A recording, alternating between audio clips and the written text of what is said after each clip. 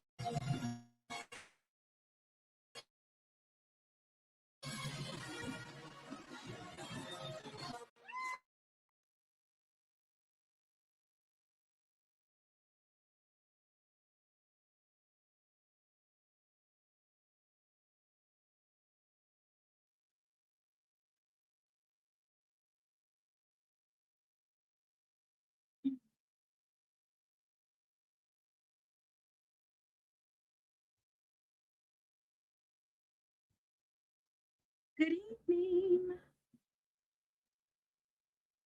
Good evening. Welcome to She Loves the SWAC Saturday. It's not Tuesday, though. I don't know why that says that. Ciao. Boom. If your team won today, drop their mascot in the chat. Whether that's men's basketball, women's basketball, track and field, SWAC championships. We have baseball today and the HBCU Legacy Bowl. So if your team won,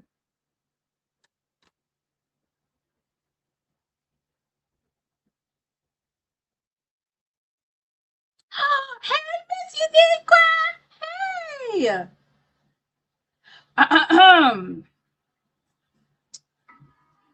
Sorry, y'all.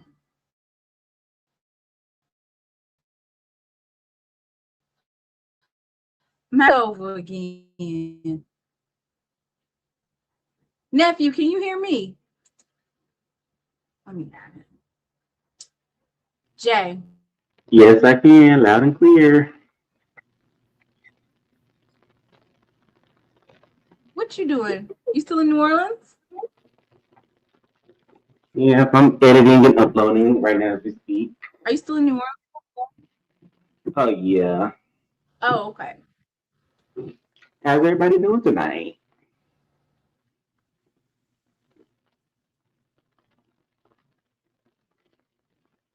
How's everybody doing? I see some Tigers in the chat, so the Tigers must have won something.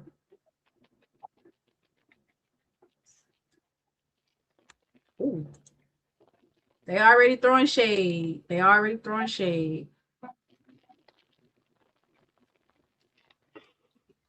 Hey, Bishop. Yeah, I left out the halftime. I ain't gonna lie. I am blessed and highly favored. I'm blessed. Today, I had some me time. I'm gonna mute you, nephew, because you are echoing. I had some me time. Braxton's with his daddy.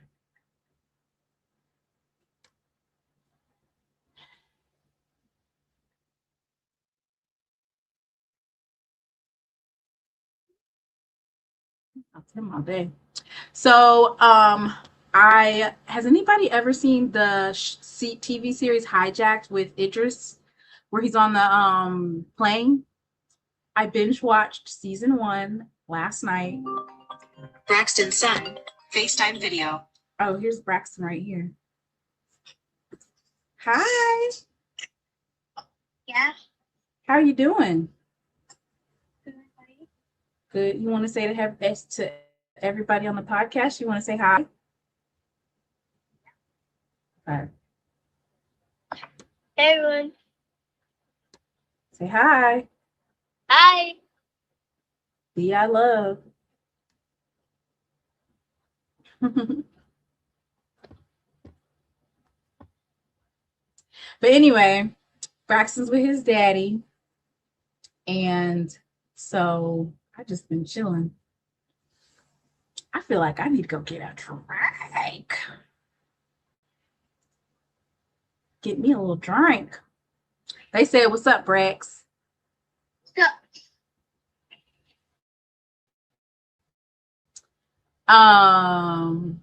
So we're going to talk about SWAC championships for track and field. We're going to talk about SWAC basketball. We're going to talk about the HBCU Legacy Bowl, draft watch. What y'all drinking on tonight before we open up the show? What y'all sipping on?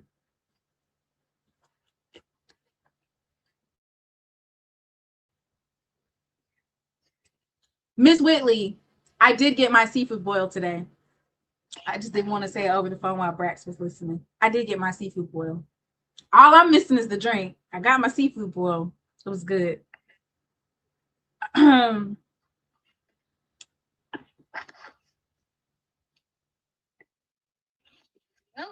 this little hump on my head. Well, Humpy. all right. Send me a word game, and we'll play a word game. Okay. Okay. Okay. I love you. Talk to you later. See you See tomorrow. Oh, you want to stay on here and listen to me? Yeah. Okay. Well, we Put your thing on mute though, because you're making a little bit of noise.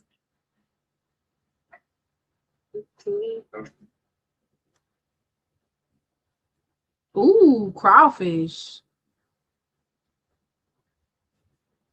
I got my water too, Miss Lady T. I'm thinking about getting a little drink though. Like just, you know, a little bit. All right, let's go to track championship first.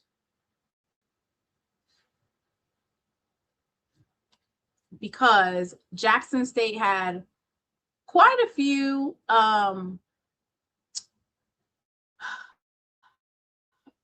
young ladies and gentlemen that medaled today. And we all know that those Olympic sports are very important to highlight some of our students, of course. And then in terms of the Commissioner's Cup, a lot of schools make up for lost time, and they do that with track and field is a really big one. All right. So let me pull that up. I'll make me really, really small.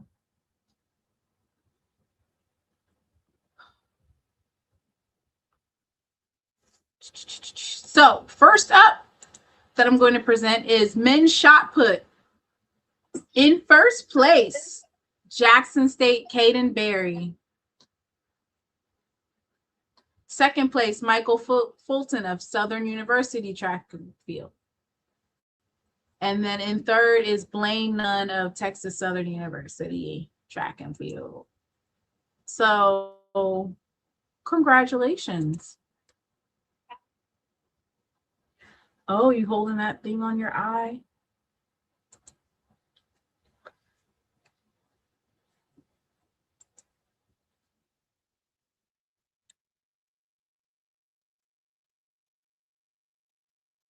Take me off of here.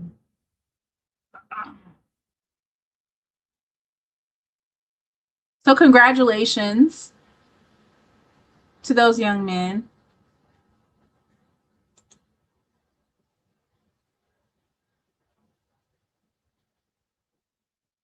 Jay White, we are not on the Legacy Bowl yet.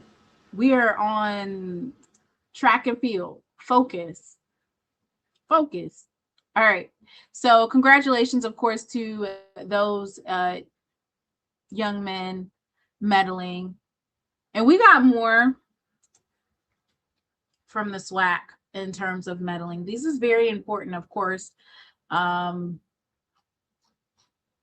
Let's see who is next.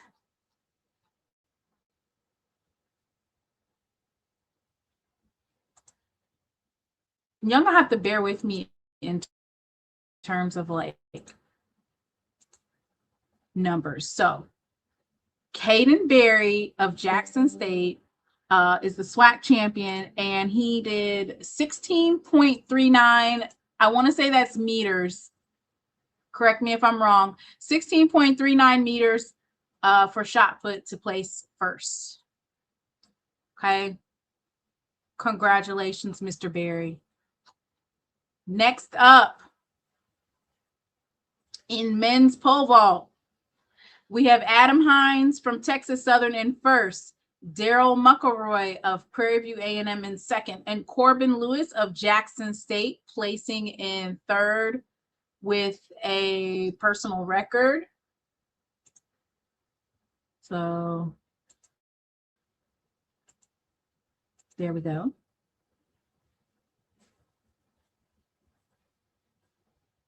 Congratulations.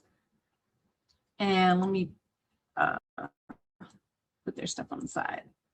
Once again, that is Adam Hines of Texas Southern, Daryl McElroy of Prairie View A&M, and Corbin Lewis of Jackson State.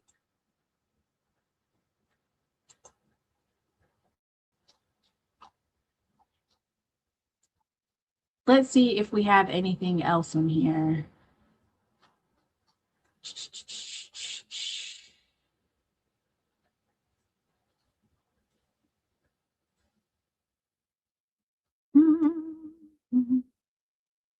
All right. Podium alert. Women's weight throw is in the books. We have Milena Mallory of Jackson State placing in first, and she had a personal record today. Cornelia Watts of Arkansas Pine Bluff, and Tanaya Thomas of Grambling State. So Tanaya Thomas placed third for Grambling State. So congratulations to these young ladies.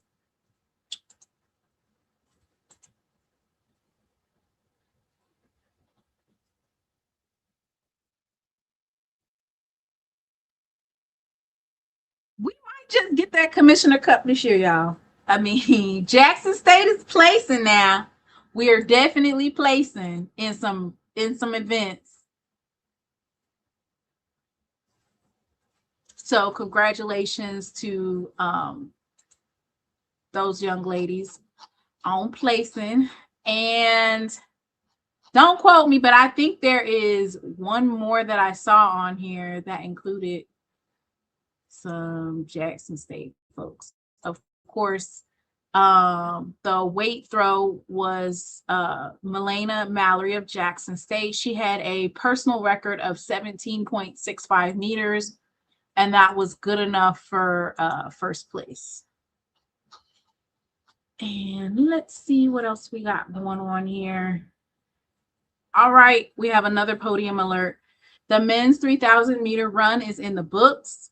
In first place, Andrew Kiplagat of Bethune-Cookman, Godfrey Kamutai of Jackson State, and Eric Legat. I don't know if that's Legat or Legate. I'm going to say Legat. No, Legat. Eric Legat of Jackson State, and that was a personal record as well. Let me share these young men. So respectfully, it was Andrew Kiplagat from Bethune-Cookman, Godfrey Kimutai of Jackson State, and Eric Legate of Jackson State.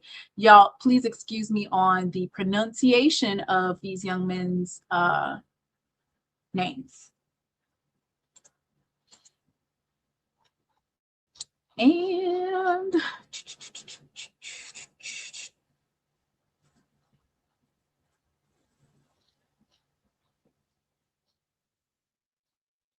so I'm going to try to look and see where that places us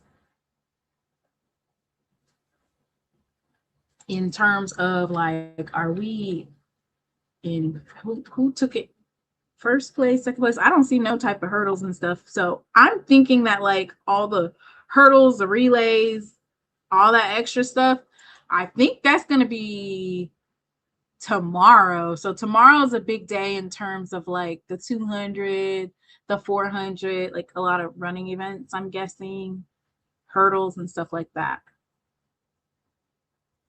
So they might not even have like who's in what in terms of like the placement. Maybe they might not do that till tomorrow.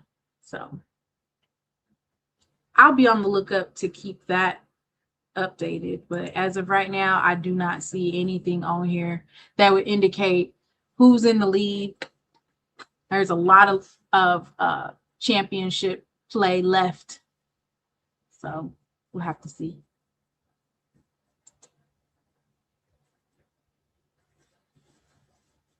Lord, this shit going slow as hell. Oh, excuse me. I'm gonna call you back, okay? Love you.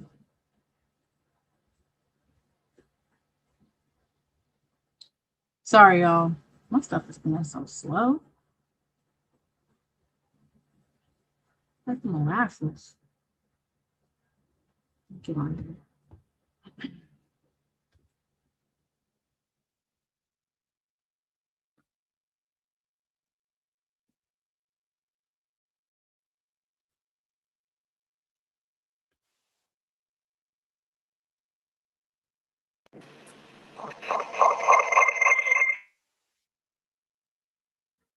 Sorry.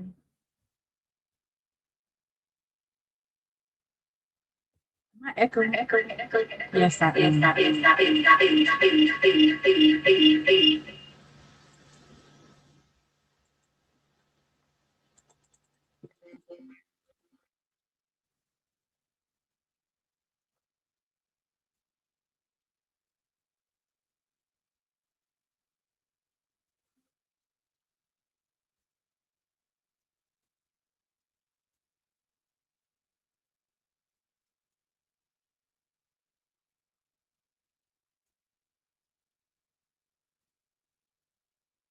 Okay, now I'm still.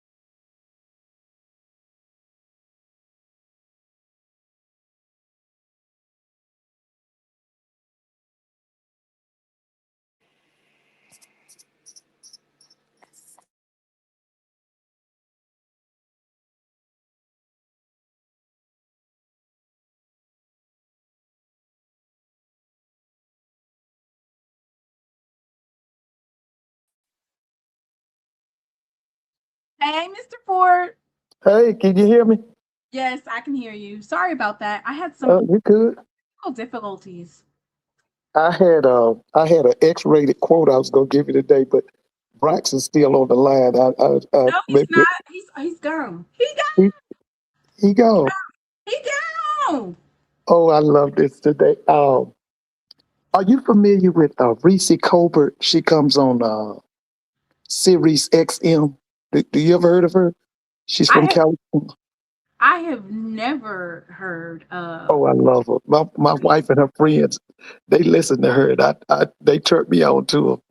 But anyway, I was with my wife and her friends today, and we were listening to Reese Colbert. And so Reese, she lets the people call in.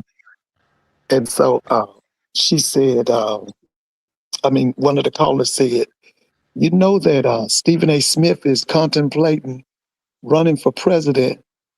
And I just love Reese's response. I felt so good. And I thought it was the quote of the day. You know what she said? What? Fuck Stephen A. Smith.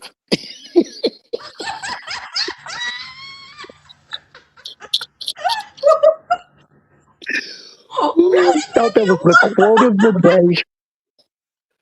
I thought that was the quote of the day. Ooh, yes, I loved it. Yes, I did. Oh, Oh, hey, Miss Whitley. I'm sorry, Miss Whitley. How you doing? I just said to tell. Hey, Miss Whitley. Okay, is Brandy on here? Hey, Brandy. Hey, Miss Mary. Hey, Lady T. Hey, everybody. I'm sorry. I'm sorry for being awful. you stay coming on here with some mess. But listen, I was thinking about you this week. You know they gave the stats on black people this week. Did you hear about it? Did you They gave us the stats on what? on black people this week about how we spend our money? Did you hear about it? No. What'd they Okay. say? Okay, here we go. I wrote some of it down. Okay, this is what we spent $2 billion on Air Jordan. We spent $4 billion on liquor. This was 2025. We spent $21 billion on children's cologne. We spent $6 billion on fast food. We spent $30 billion on hair and beauty. One half of black boys in the fourth grade cannot read on grade level. One half of black boys in the eighth grade cannot read on grade level. and we spent over $1 billion on video games. Where are we getting all this money from in this economic recession? Listen, I've told you over and over. One thing about us now, we definitely not a poor people, but we are ignorant people. But we're not poor. But yeah, that was the ones that came out this week. Oh my goodness. Yeah. We spent $2 billion on that coon's shoes, and he don't even like black folks. Yeah. Mm. But anyway, I just wanted to start that off. Well, let me tell you, you definitely started us off right. Yeah. Yeah. So we were just going over some of the. And by the way, listen, let me tell you what I heard this morning. You're not listening to Perry on Saturday morning, right? Did he call you out? Did he give you the message? Yeah, but listen, he did a great job today interviewing Coach Tremaine Jackson. It was an outstanding interview. You got to go back and listen to it. It was a great interview. Yeah, he did a great job. Yeah, he did talk about, he had heard about the flack, about people talking about him, about what he had said. Yeah, he talked about. No, that's not what I said. What I said was Mr. Ford wanted to ask you some questions. And he was like, well, Mr. Ford can come on my show. And I said, Mr. Ford watches your show. I don't know. I don't know if he'll call I watch the show. I always watch the show. I said, if you say something, like if you say, Mr. Ford, blah, blah, blah, blah, Mr. Ford will hear you because he watches your show. I told him, I said, he gave me your his number to give you. Oh, okay. But yeah, but he did a great interview with Coach Tremaine Jackson. Now, let me say this. I was upset with Coach Jackson, that statement he made about HBCU football after the Celebration Bowl. But let me say this. I am so happy he's in the SWAC. I am. Because I'm going to tell you right now, any of them coaches ain't got their stuff together. He going to do that. Do you remember Adolph Rupp? Do you remember Adolph Rupp? I do not know who Adolph Rupp is, Mr. Ford. Okay, Adolph Rupp, he was back from the 40s, 50s, 60s, and I think he retired in the early 70s. He was a head basketball coach at the University of Kentucky. And he used to always say that he was the best college basketball coach in America. Well, he used to always tell the schools in the SEC, if you don't spend any money on basketball, I'm going to blow your team out every time and I'm going to embarrass your school. And let me tell you something. Basically, that's where I feel about this Tremaine Jackson. If these people ain't on the up and up and they ain't taking their programs to another level, when they run up on Prairie View, they're going to get blowed out. They're going to get blowed out. So basically what you're saying is they're going to have a better showing this year in terms of dominating. Yeah, I think so. A lot of their games were very, very close last year. So much so. Listen, I thought Alcorn should have beat them. I thought that I thought Alcorn should have beat them. They beat Texas Southern by like a field goal. They pulled that out at the end of the game. Yeah, I watched that too. They lost. So they had a lot of close games last year. So what you're saying is they're going to dominate this year. Well, I'm going to say to them SWAC coaches, if you ain't putting in the time, if you don't have your program organized and disciplined, if your AD ain't doing what he's supposed to do and your president ain't support, he going to do you. You remember after they lost to Alabama State, they went on this run where they played Valley. Mr. Ford. Listen, they played Valley, they played Alabama A&M, and they played. No defense. Listen, they played Valley, Alabama A&M, and Prairie View, and they beat the you-know-what out of them, okay? And so I'm saying if these other programs don't improve, he's going to do the same thing to them. This Cam Peters was just ungodly. Oh, he was. You know, one game he almost threw for 500. Don't you remember he almost threw for 500 yards? The offense was clicking. That had to Huh? been against Alabama A&M. They had no defense. They didn't Yeah, he have, threw for was almost that against 500 that was yards. against Alabama A&M, right? I'm not sure. I know it was somebody. Bethune-Cookman put up 3 full. Huh? It was either Bethune. Well, I don't think they played Bethune-Cookman. No, they didn't play, but they played. Alabama It was, A&M's it defense was, was so bad last year. yeah. I mean, listen, they took note of that Alabama because you know A&M. they signed 39 players. Did I tell you about that? Yes, you did. Yeah, they signed And you said 39 that players. Prairie View signed. I think Prairie View signed 70 or And you said 6. that Prairie. Huh? So did Prairie View sign 70 players because the rest of them didn't have any more eligibility, or was that I just know. I like a think he team? signed 70 players. I think he signed 70 players, 70 new players. That is a brand new. That's a totally different team. Yeah, yeah. That means he's keeping about 30 kids from last year. And that was the SWAC championship team. Yeah. It was actually, they had the chance. Of course, they faltered due to, I don't know, coaching, maybe grit. I don't know what. I thought it was the second best black college football game of the year. After that Jackson, Alabama State homecoming game. That was the best game of the year. The second best was that Celebration Bowl.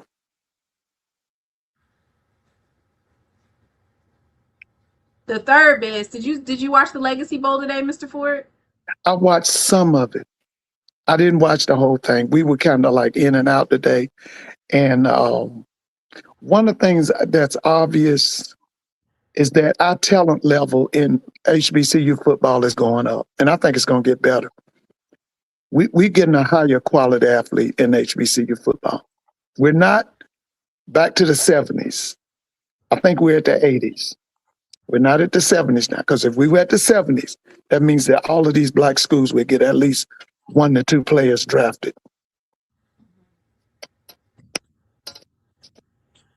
We was getting drafted in the 80s. Yeah, but not like the 70s now. You go back and look at the drafts of the 70s. No, we're not. Listen, in 1973 or either 1974, Jackson State had 3 first-round draft choices on the same team. It was Peyton, Doom Brazil. We had like 10 draft picks one year. Huh? I thought Jackson State had like 10 draft picks in 1 year. No, I'm talking 3 first round. These guys went first round. It was 3 of them. It was 3 of them on one team. 3 first round draft picks. It was Peyton, Doom Brazil, and I think it was Jackie Slater.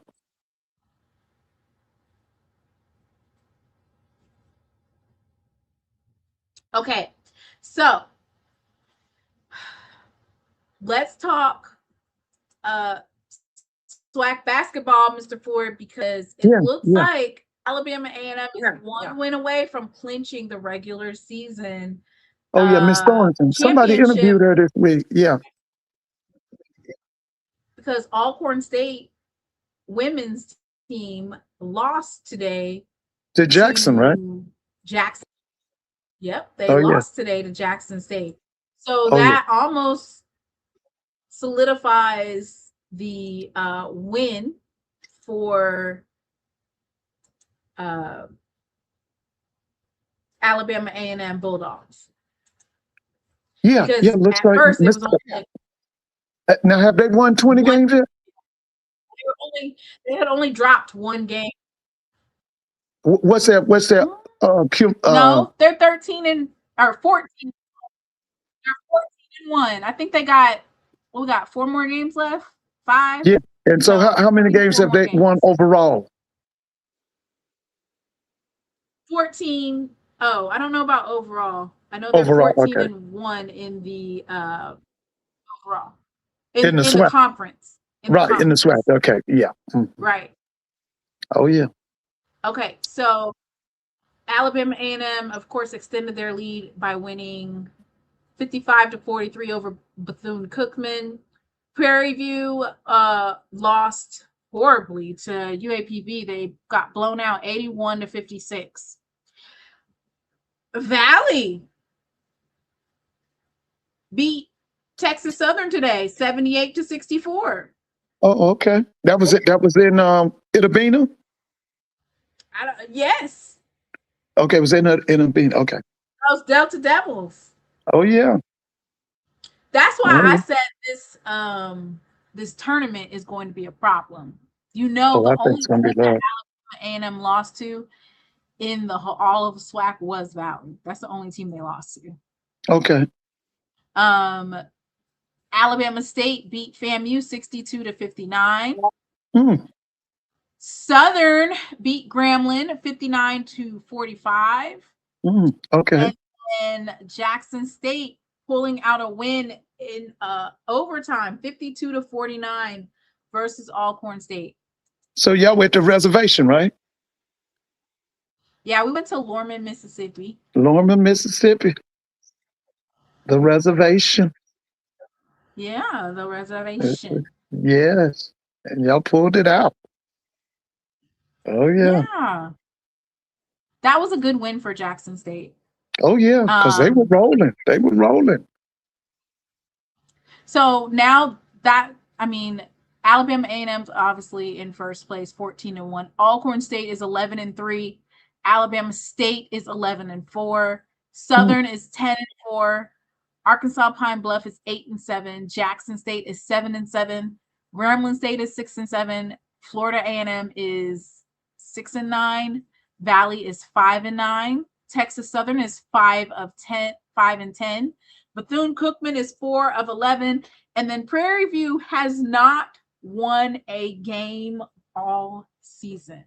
So will we get a new coach at Prairie View next year? I wouldn't be surprised if you get a new coach on both sides, on the men and the women. And the women. Okay. That's AD Golf.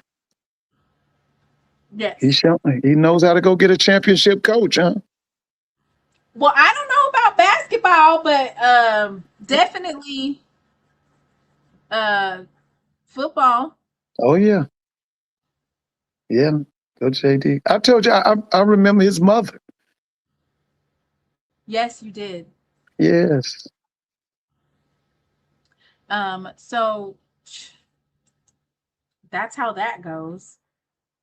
So congratulations. One win away from clinching. Right. Okay. All right. Let's go to the men's basketball. Damn, we took an L today, Mr. Ford. I heard. I didn't see the game. I heard about it. I heard. I don't even know. They said that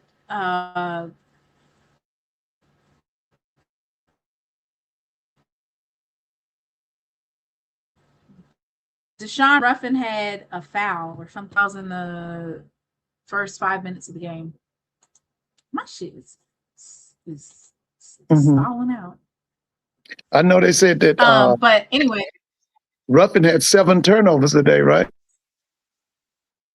God have mercy. And Alcorn State is like, they're not Bethune-Cookman. That's my only thing, is the consistency of winning. Like, you are on a high, you beat the number 1 team who's missing 2 players, and then you go and you lose to Alcorn State. Like, even though that game between Jackson State and Alcorn State, you could throw out the records, they always play hard. Yeah, that's right. They always play hard.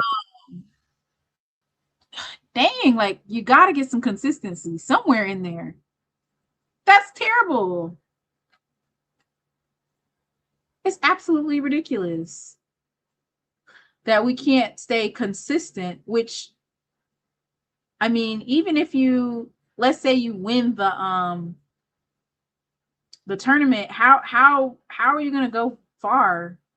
Like, well, you know, I told you, you really listen. Jackson doesn't have a front line, and in tournament play, officials let the guys play. That means it's more physical. I think today, who was the lead rebounder for Jackson today? Do you remember? I can't remember. I thought I looked at the stats, but I can't remember. But see, in tournaments, they let them play it. That means that the play is going to be rougher. And like I said, you don't really have a front line. Rougher for who? They Huh? was blowing that whistle like nobody's business today. They were blowing that whistle. They weren't letting them boys play at all. Now, I think who is this? the Alcorn coach got kicked out of the game. It was a mess. I want to say he got ejected. Oh, The okay. Alcorn State coach got ejected, I think. Alcorn State's coach got ejected? Yeah. All right. So, Deshaun Ruffin, like, you can tell whenever he's having a rough day, it's going to be rough on the team. And even though he scored 21 points, he only got he did have 7 turnovers, 4 personal fouls. He did have 1 offensive rebound. And most of his points were at the free throw line. Okay. In terms of, what did you ask? Who had the most rebounds? Tamarian Hoover. And how many did he have? 8. Okay. 3 offensive and 5 defensive rebounds. Okay. Okay. And then, it's one of those things where when we talk about lack of consistency, when you have an on game, so like versus Bethune-Cookman, Dorian McMillan was 6 of 7 from 3-point range. Today he was 0 of 2. Jamie Mitchell was 3 of 8. So they only made 4 3-pointers out of 21 attempts. Mhm. So, it just, things weren't clicking. But when you are playing and getting ready for your tournament run, the inconsistency is what can cost you. Yeah, that paint game is very important. Rebounding, scoring, defense, that paint game. It's kind of like in football, the trenches. Woody Hayes always said, whoever wins the trenches will usually win the game. Who said that? Woody Hayes, he was the head coach at Ohio State. Oh. Yeah. They said that the low post protection is awful for Jackson. Yeah, that's what I'm talking about. The paint game. That's what we call low post paint game. Yeah. Oh, yeah. But I agree with who's that? Somebody just said, Southern's men have only lost 1 game since February 2nd, right?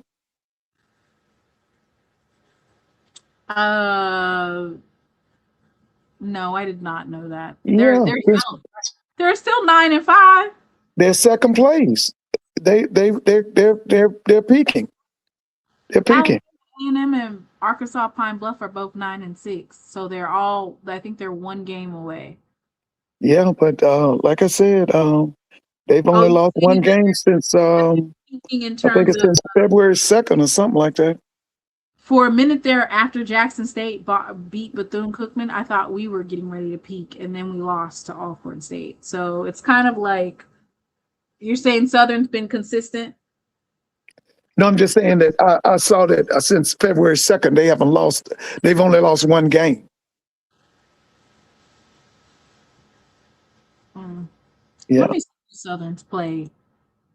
Let me see Southern's schedule. Talking about they only lost 1. I know they beat us. February 2nd, I think it was February 2nd. They beat us at home. Uh-huh. Okay, so they played, you said since February 2nd. So that's after beating Jackson State in overtime, 96-91. They beat Alabama A&M 81-68. Damn. They beat Alabama State 69-68. They beat Prairie View 87-82. They lost on the 16th to Texas Southern, Mr. Ford. February 16th. Mm-hmm. Well, they have 1. They've only lost 1 since the February 2nd, right? Yep. That's what I'm saying. They've only lost 1. No, since February 16th. Oh, okay, they lost on the 16th. Okay. Then they beat Grambling State on today. They beat Grambling State. So then the last 4 games that they play are Florida A&M, Bethune-Cookman. Where's that Cookman? Is that in Daytona Beach? Baton Rouge. Oh, that's gonna be a big game. And then they have Alabama State and Alabama A&M. They could go undefeated. They might be. You know what? They might win all those games. You think so? You think they'll Well, beat Bethune-Cookman? I don't know if they'll beat, but see, Bethune is not the same when they don't have that kid from Dallas and that Dr. Bradley. They're not the same. You said they're not the same. No, they're not at full strength when they don't have that. They beat somebody today. They beat Alabama A&M. Okay, that was in Daytona Beach? Yes, and they beat Alabama State too. Oh yeah. They only have 3 more games to play. Grambling State, Southern. That's going to be a biggie when they play at that Clark Center with Southern and Bethune-Cookman. That's going to be a big game. That's going to be a big game. Now, when is that game? What's the date on that? February 28th. And then it's going to be. Yeah, because the week after that is the tournament.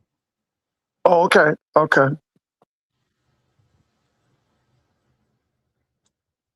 Do you know if they're going to get back Dr. Bradley? Like, do you have any? I have no idea. But I know that they're a different team when he's on that floor. They're a different team. Are they going to be able to? I think you said they played 10, right? They played 10 people. Yeah, that was when Bradley and that other guy was there, that point guard, the kid from Dallas. Okay, so highlighting the SWAC games, of course, in the Alcorn State versus Jackson State game, D. Thomas had 14 points and 4 blocks of Jackson State. T. McDaniels of Alcorn had 25 points, 14 rebounds, and 3 steals. So he had a double. Alabama A&M's K. Davis had 28 points. It still wasn't good enough to beat Bethune-Cookman. Jay Hetty had 19 points and 16 assists. In the Southern versus Grambling game, A. Munoz had 19 points, and A. Barnes of Southern had 22 points and 4 steals. Top performers in the Arkansas Pine Bluff versus Prairie View game, D. Horn had 32 points from Prairie View. Damn. Q. Williams had 20 points and 4 steals. Mm-hmm. Out of Florida A&M versus Alabama State, A. Baker Jr. of FAMU had 19 points and 9 rebounds. And then C. Police had 12, or it might be C. Palesi, had 12 points. Texas Southern versus Mississippi Valley. Oh, Valley won in the men and the women's. I think Valley, the men's team, won. And they beat who? They beat who? Valley beat Texas Southern. Texas. So they swept Texas Southern? On the men's. Yeah. Woo. I think so. Yep, they did. Oh, congratulations, Valley. Valley said they're going to win today.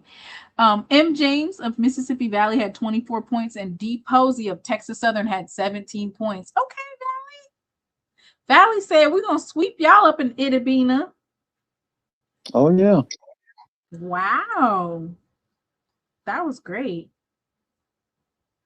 So I didn't know that they swept them like that. Oh. All right. Big, big, big. And then on the women's side, let me do women's. So I can call out the big hitters. And then Mr. Ford, we're going to talk a little bit about the Legacy Bowl, and then I guess we're going on draft watch, I guess. Oh, yeah.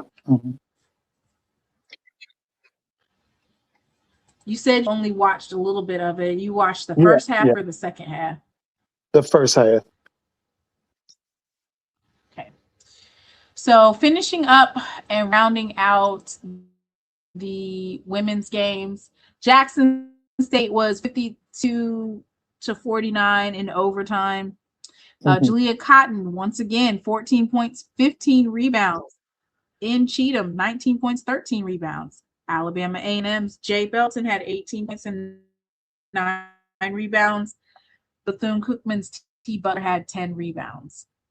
Grambling, A. Murray had 11 points and 11 rebounds. Southern's D. Porter had 17 points, 9 rebounds, 3 steals. Pretty C. Schultz had 20 points. Kay Gardner had 17 points and 11 rebounds. T. Logwood of Texas Southern had 33 points and 9 rebounds, and they lost, right? still lost the Valley. Alabama T. Purifoy had 10 points, and C. McClendon had 12 points and 21 rebounds. So that just sums that up.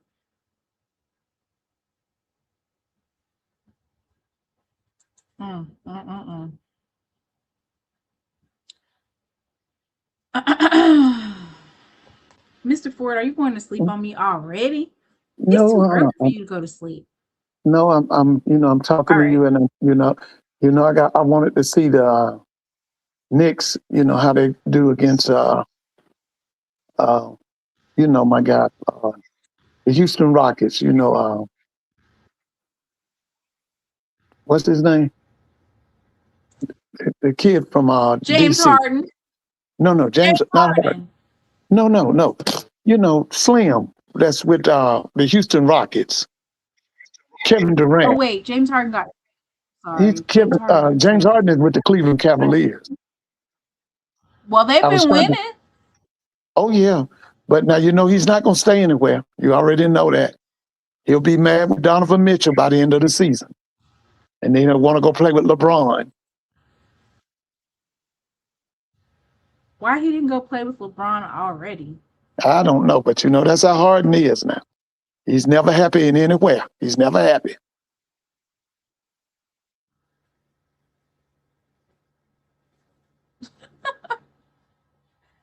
Oh my goodness.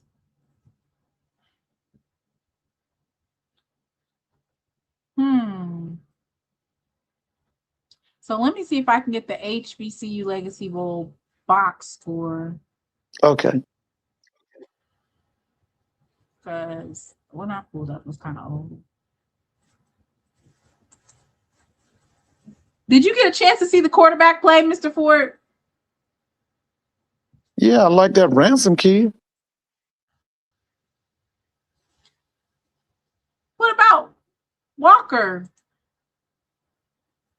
Oh, you're talking about the kid from Central? You're talking about Texas Ranger? Oh, I've always liked him. I've always liked that guy from day one. I was talking about today, like. I thought, he was okay, but see that Walker Texas Ranger is well coached. That kid is, if he was like 6'2" or 6'3", listen, Central would not have gotten that kid. They would not have gotten that kid. How tall is he? I thought he was like 5'10" or 5'11". Oh, wow. But I mean, I've always been impressed with Walker Texas Rangers. Like I said, because he's well coached. He's a real heady player. I've always liked him. Yeah, and then the way that the guy that left Central and went to Tennessee State, the way he used him. You know what I'm talking about? That offense coordinator that left Central and went to Tennessee State. The guy, he was at one time he was a quarterback coach at Southern. Yeah. I always liked the way he used Walker Texas Ranger. He always put him in a position to win.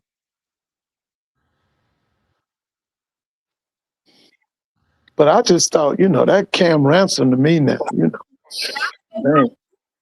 Huh? Do you know who's North Carolina Central's quarterback is? Do you know who their quarterback is? Do you know who their For quarterback next is? year? For next year? Yeah. Yeah. No, no. I mean, we should know, at the end of the spring training. Once they have spring football, we'll know something. We'll know something. Because usually, Trey brings in 2 or 3 quarterbacks now. They're going to have a battle. They will have a battle.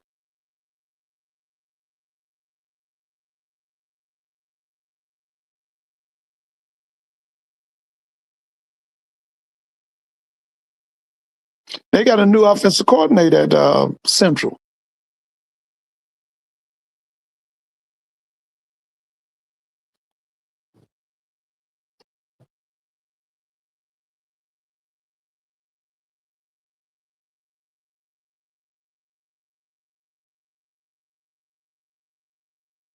Can you hear me?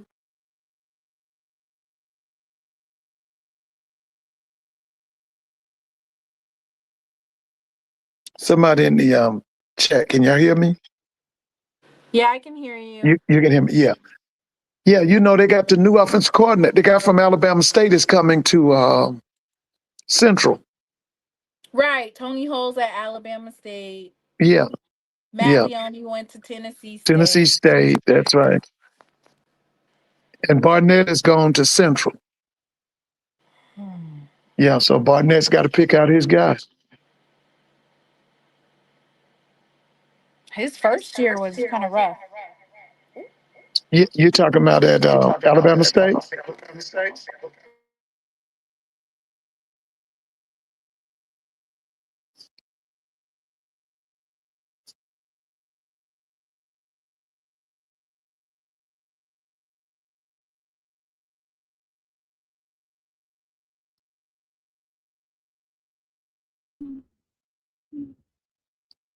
I don't want it to echo. Mm-hmm.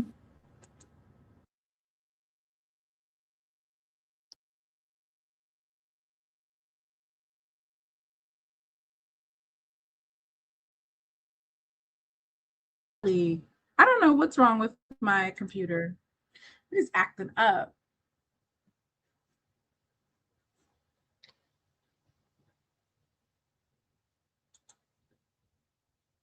Everything's like in slow-mo. And I have my thing plugged directly into it. Mm-hmm. Oh. Mr. Ford about to go to sleep. No, I'm good. Ouch.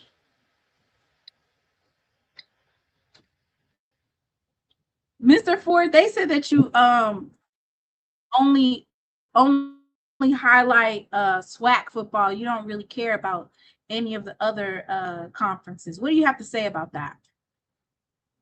Yeah, well, my number one conference is the SWAC. Now, remember, I'm a graduate of a SWAC institution. Okay, but now I like MEAC. Of course, I like the mailman. I like my man at Central. I like Trey Oliver now. I like Trey. I like I was impressed with because I did not think that was gonna happen. Yes, that was just shock. He shocked the world of me. Now I'm a Michael Vick fan. Michael Vick, that's Atlanta's own now. So I'm with Vick. And I was what? I was thinking about Morgan this week. And you know who I thought? I said, now if Morgan gets rid of Coach Wilson, they should go and get Pep Hamilton. Get Pep Hamilton, keep Coach Flowers. Huh? Johnson C. Smith. Why wouldn't they go get Coach Flowers or Johnson C. Smith? You know what? I thought they was going to look at him this year. I thought that Coach Flowers would have gotten a bigger job this year. I'm just thinking Pep Hamilton and was it Antoine Sewell? keep him as defensive coordinator, man, I think Morgan State will be on fire. Because like I said, they getting bags everywhere. They're getting money. They saying they want to be a major player, especially in HBCU football. They want to come to the Celebration Bowl. You know, I think Pep Hamilton would be the man. There's a lot of schools that, you know, they have like huge NIL in terms of like, or they have like a lot of money and they have the ability to do the NIL and whatever else, but they still struggle on winning. What is that from? What is that caused by? I don't, you know, I'm gonna be honest with you. I thought they were gonna get rid of Coach Wilson this year. I did. I thought they would have gotten rid of him. This is the 4th year, right? Yeah.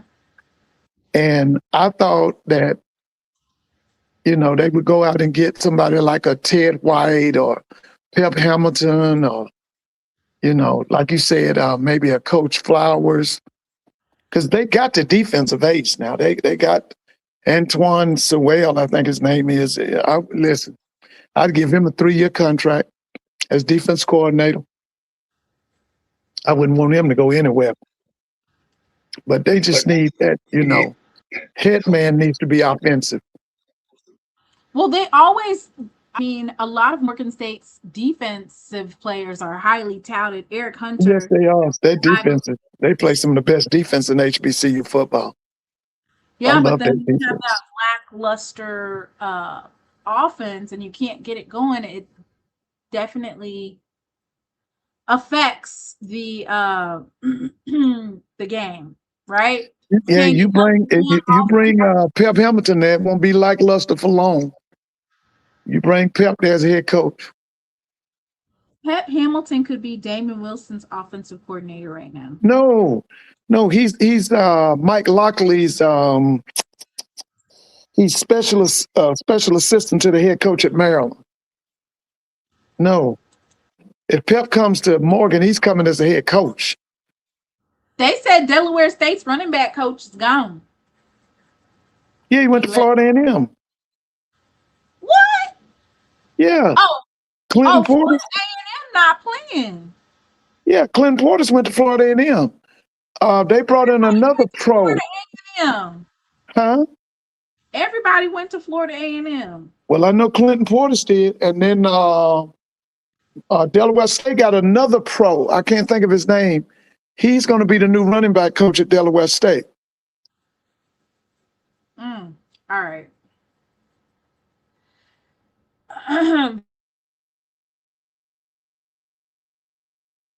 SWAC Legacy Bowl. Mr. Ford, what do you have to say about Team Robinson losing? Head coach Tremaine Jackson and losing again. Team Gaither outlasts Team Robinson to win 5th annual Al State HBCU Legacy Bowl. What do you have to say about? I mean, I just love the game, period. I think that we should applaud, I think it's Doug Williams and Shaq Harris and them that put that game on every year. I think, you know, it's a great thing. You know, it's I'm so happy that we have this Legacy Bowl, and you know, like you was talking earlier, it's an opportunity for our players to be seen by the Canadian League. I call it Rocks League, NFL. You know, European football. I think it's just a great thing. You know what? Ed said FAMU's assembling the Avengers, collecting hundreds of thousands of just to lose. Oh yeah, well, they got to put it together. Coaches. Because you know, I told you, you know, the second game of the season, Florida A&M is hosting South Carolina State in Miami. They got to come with it. Yeah. South Carolina State is reloading, baby. They should have gave him a cupcake schedule. No, I think he got some rough games starting out. He got some rough ones because they got to go to Montgomery and play Alabama State on their homecoming. That's going to be a big game. That's going to be a big game. That's a huge game. They got another homecoming game. They had folks scheduling FAMU for homecoming. So Yeah, Jackson did, and so did Alabama State.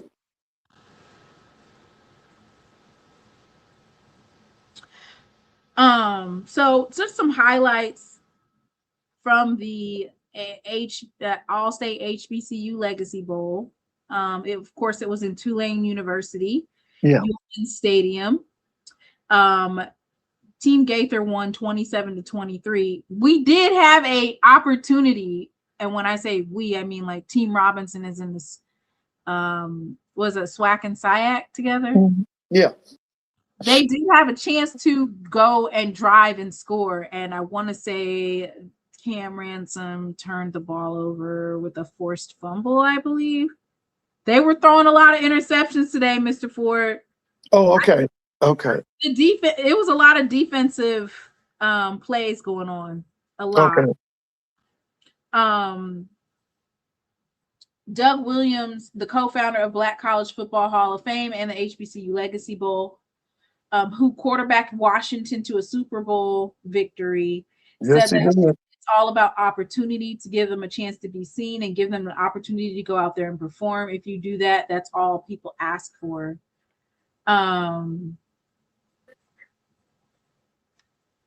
Amazing opportunity, like, to even question the HBCU Legacy Bowl, because I remember when Deion Sanders first came, he was like, why can't we just go to the regular bowl? I remember him trying to basically rain on the HBCU Legacy Bowl parade. You know what? I was about. What was you about? I'm just like Miss Reese Cova when it comes to Deion Sanders. F him. Oh. Yeah. You know, I don't want to hear nothing about no Deion Sanders. I honestly think like the coverage, the exposure, and it's dedicated directly to the HBCU Legacy Bowl. Steve Weish is like covering it, and they're posting clips and they're talking about it all week long. They talk about the HBCU Legacy Bowl. Like I don't think that there is another platform on the FCS level that has that amount of exposure for their athletes directly tied to getting drafted. Right. Like those opportunities that they get, I think they're there all week, networking, talking with other players. Weish is pronounced Wish. I was calling him Weish. What is it, Mr. Ford? How do you pronounce his name? I thought it was Weish. I thought it was Weish too. I think that's how she pronounced it. I thought it was Weish too. I'm not sure. Weish is pronounced Wish. Steve Wish. I know he's a proud Howard University graduate. I know that. And I know that he was a beat writer for the AJC. They pronounced it as Wish on the NFL Network, but to that point, NFL Network also was saying Team Gaither instead of Team Gaither. I said, Lord. Unc said that QB play was suspect today. I was at the game. The best part of the Legacy Bowl is the career fair. All right, Unc. He said QB play was suspect. Come talk about it, Unc. Come tell us about that quarterback play. What was going? The quarterbacks that they had. Let me see if I can go ahead and get that roster. So Jacoby and Morgan did not play today. So it was Noah Bogdan, Cam Peters, and then Cam Ransom for Team Robinson. And then it was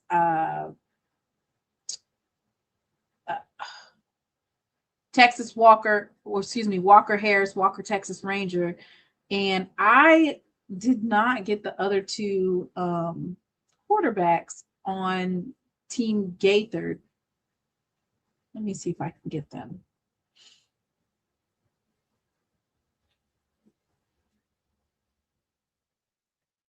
Let's see. Kelvin Durham of Johnson C. Smith, Mr. Ford, 6'3". Yeah, I saw him when he was at Fort Valley. And Yeah. then William Atkins of South Carolina State. Yeah, I remember him. You know, I saw him at South Carolina State. The best wide receivers out there was playing drums in War and Thunder. Lord. Oh goodness.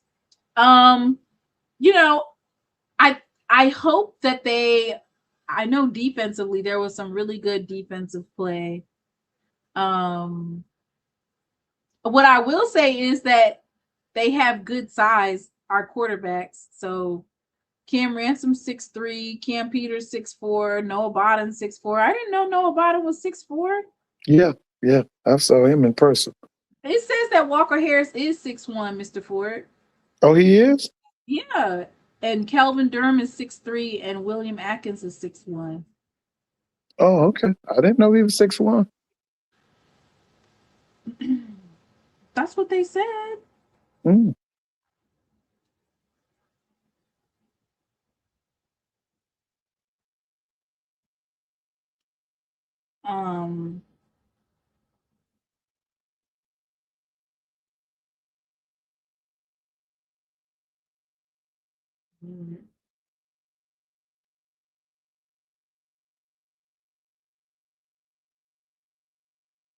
We allowed to acknowledge that Davenport was the best running back last year, or are y'all still in denial?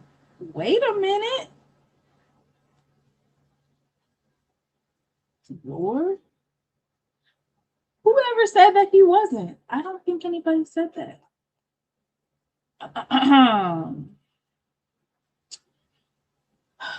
So, I don't have the stats. Hey, how you doing? Hey, what's going on with y'all? Nothing. No. Hey, well, how you doing, Mr. Ford? No, I wasn't trying to be funny when I said the best part is the career fair. The reason why I said that about the career fair, they actually hire people on the spot. You have every Fortune 500 company in the United States is there, just about. The top 1,100 companies, top hiring 1,100 companies are there. And they take HBCU students only, sophomore, junior, seniors, and recent graduates for 3 years. Actually go there and they get hired. I'm talking from Wall Street to the military, Allstate, the PGA Tour, the tech bros, the people in Silicon Valley, any kind of engineering, manufacturing jobs you can think of. So that's why I say that's the best part of the Legacy Bowl, because you actually can get hired. And you get hired on the spot. The NFL Network actually hires people to work for the NFL through the Legacy Bowl. Now, the game today, what I was saying about that quarterback play, they was throwing the ball to everybody except their own wide receivers. I mean, those pick six. Oh my! I don't know if y'all seen that pick six. North Carolina A&T. Oh my gosh, the wide receiver was wide open.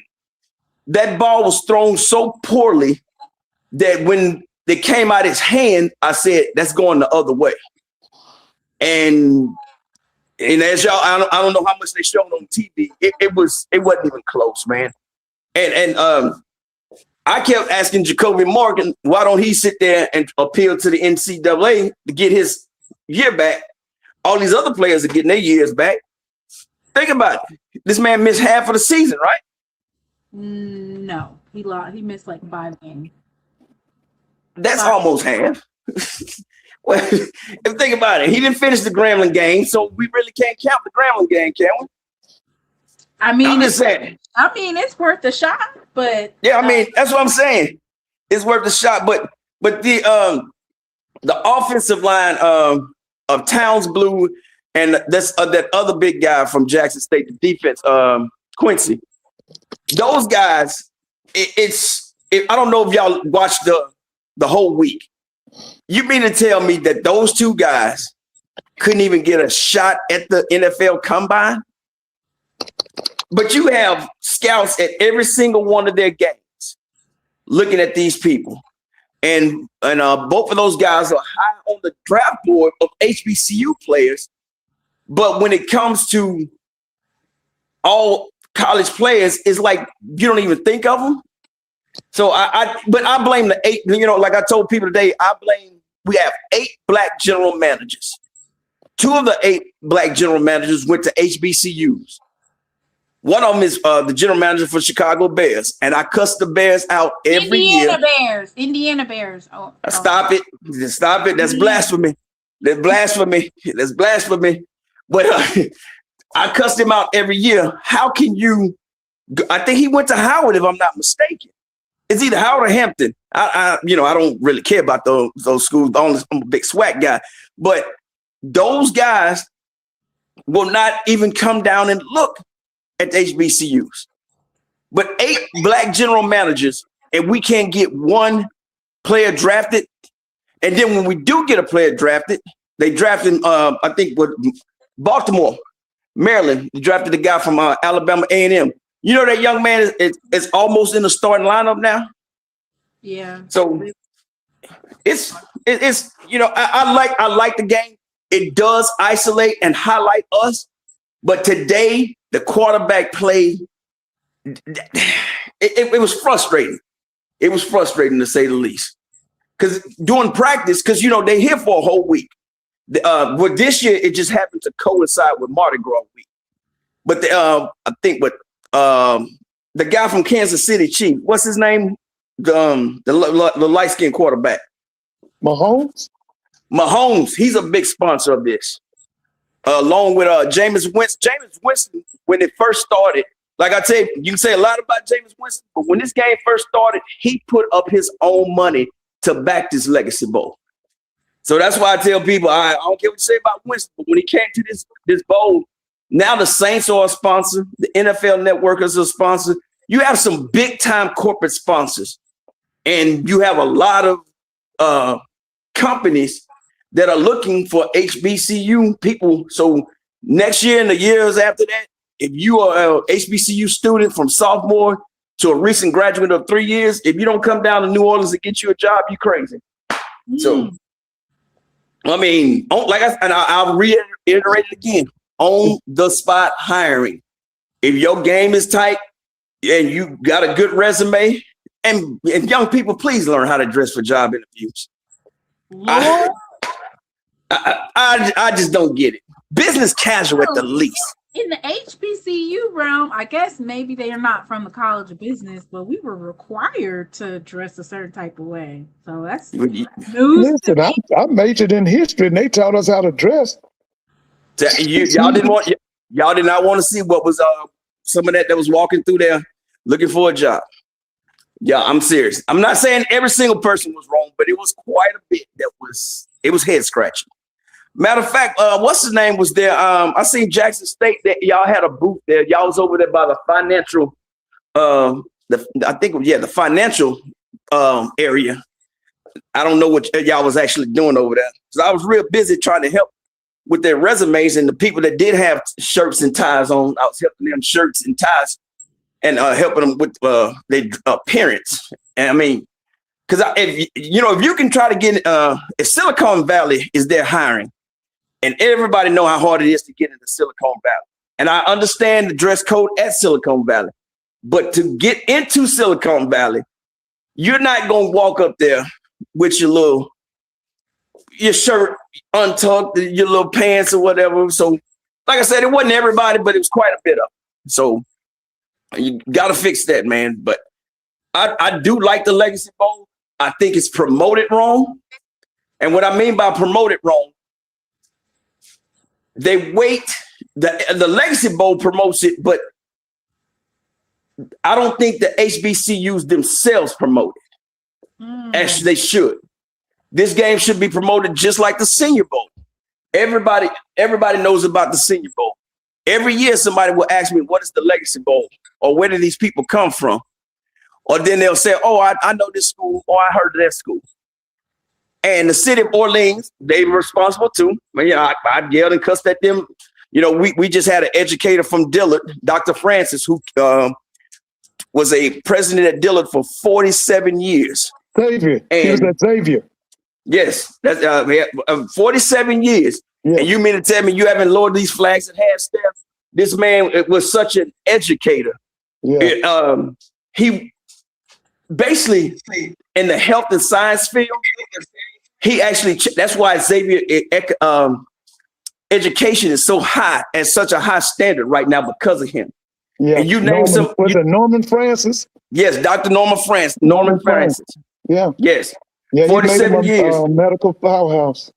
Yes, that's why that education standard and Dillard, Xavier, and you just they don't roll this game out right. This game can be big time. You had Jackson State. You got to give it up. Shout out to Jackson State. They went to Edna Carr, the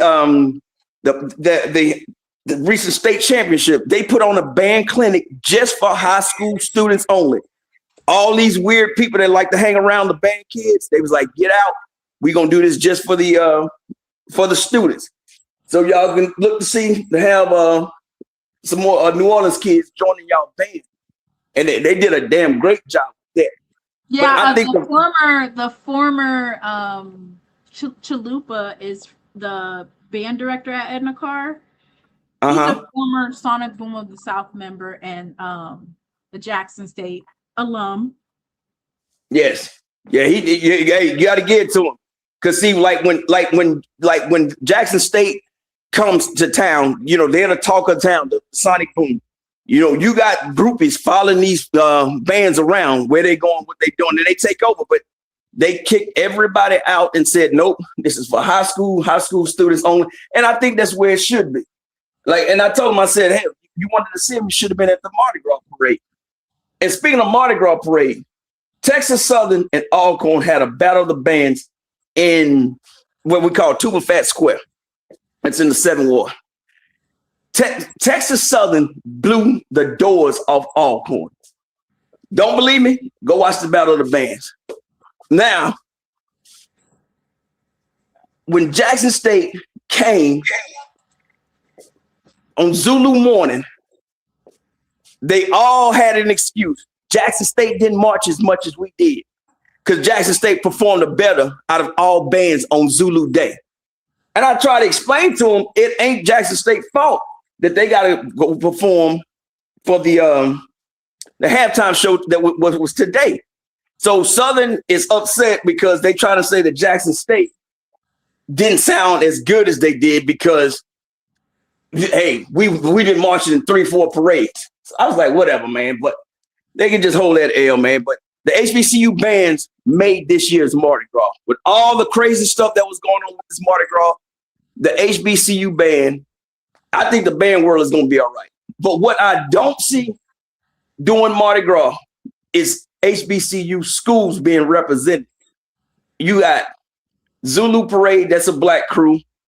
Femin Fatel is a black crew, and Oshan. So you have 3 black crews, big crew, big time money, with HBCU graduates on them floats, but the schools are not being represented.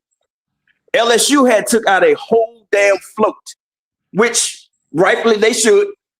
I don't see how the SWAC couldn't come together, the MEAC, SIAC, all them couldn't come together and make one float. It's a great recruiting tool like that. If you see what I'm saying? So that's something to think about, something to work on. Because, I mean, that Magabilly, Lane Kiffin, he out there throwing cups out with his face on it and stuff. So I threw that stuff back at him. I can't stand anybody that says make America great again, all that crap. So if you can't tell me what year America was great, how you want me to make it great again?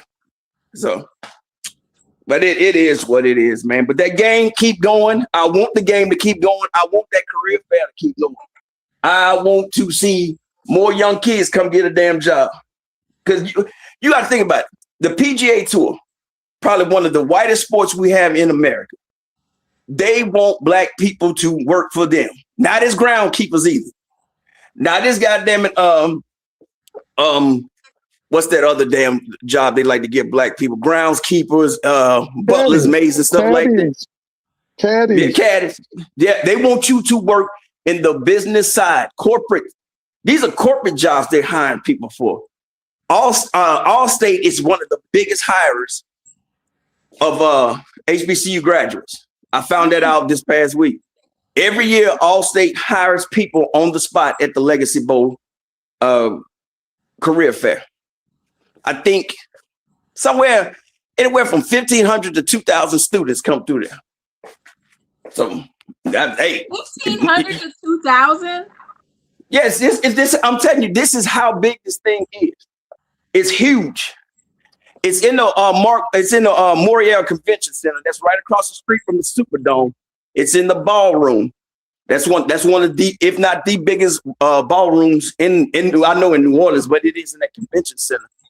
And like I said, you have everybody you can think of. And so it's very important that gets stressed also. Because you got, like Doug Williams said it best this week, that none of these guys were looked at for the NFL Combine. And he said, that's a shame that it's like that. So we are here to highlight, and thank goodness the NFL Network, which I think they like to do this.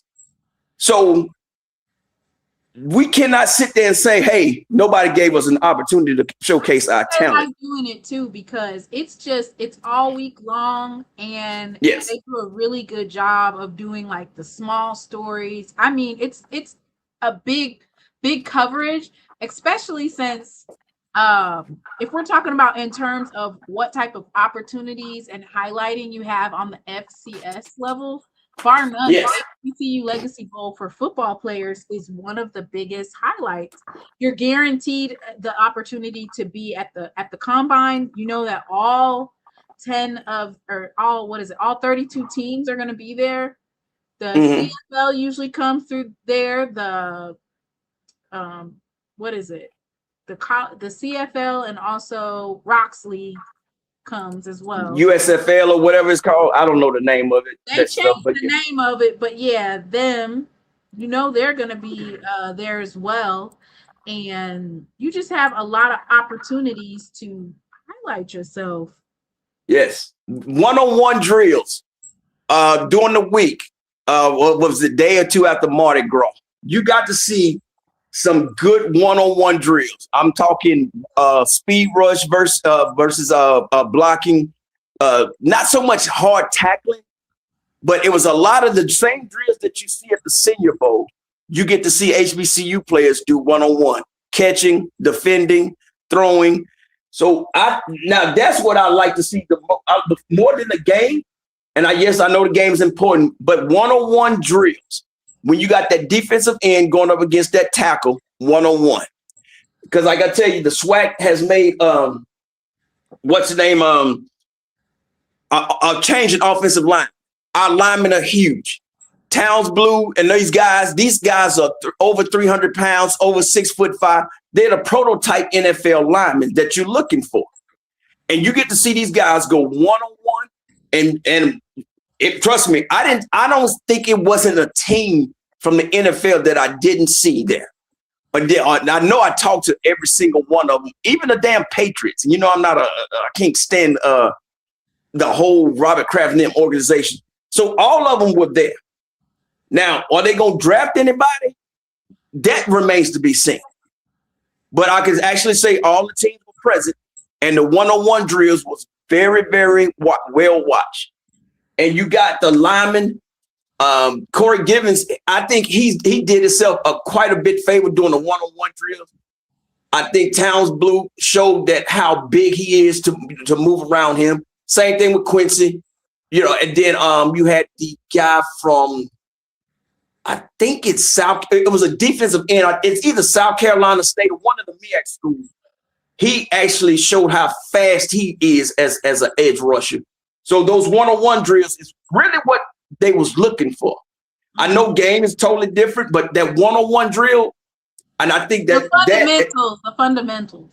Yes, and that right there is that's how you make your money. So I really hope that now the attendance was horrible. It was only a couple of thousand of us there. but I got it. It's the week after Mardi Gras. A lot of people don't know about the game. And like I said, the city doesn't do a job. They need to do a better job, I should say, because if the Sugar Bowl was to do something like this, you know, it'll be all over ESPN nonstop coverage and all this and that. Do our people the same way? Because if you don't, you will have, you know, games like this, and then nobody really won't come. So I'm, you know, every time my city hosts something, I host. So I always tell people, I'm like, hey, you come down to Orleans, you hit me up. You know, we got this bowl game here. We're going to tailgate. We're going to do crawfish. We're going to barbecue. So, you know, come on. So I really want this game to get even bigger than what it is. But I go back to that career fair. If you know you got relatives, children, friends, send them to that Legacy Bowl. If you go to HBCULegacyBowl.com, it'll tell you the career fair. It'll tell you the date. It won't tell you all the companies that will be there, but I'm telling you, every Fortune 500 company was represented at that Legacy Bowl. So,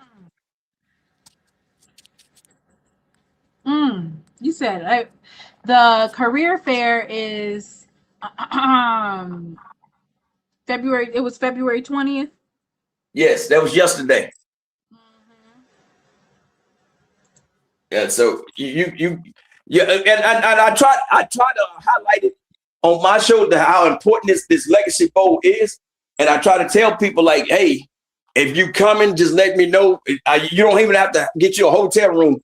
You can. I got two houses.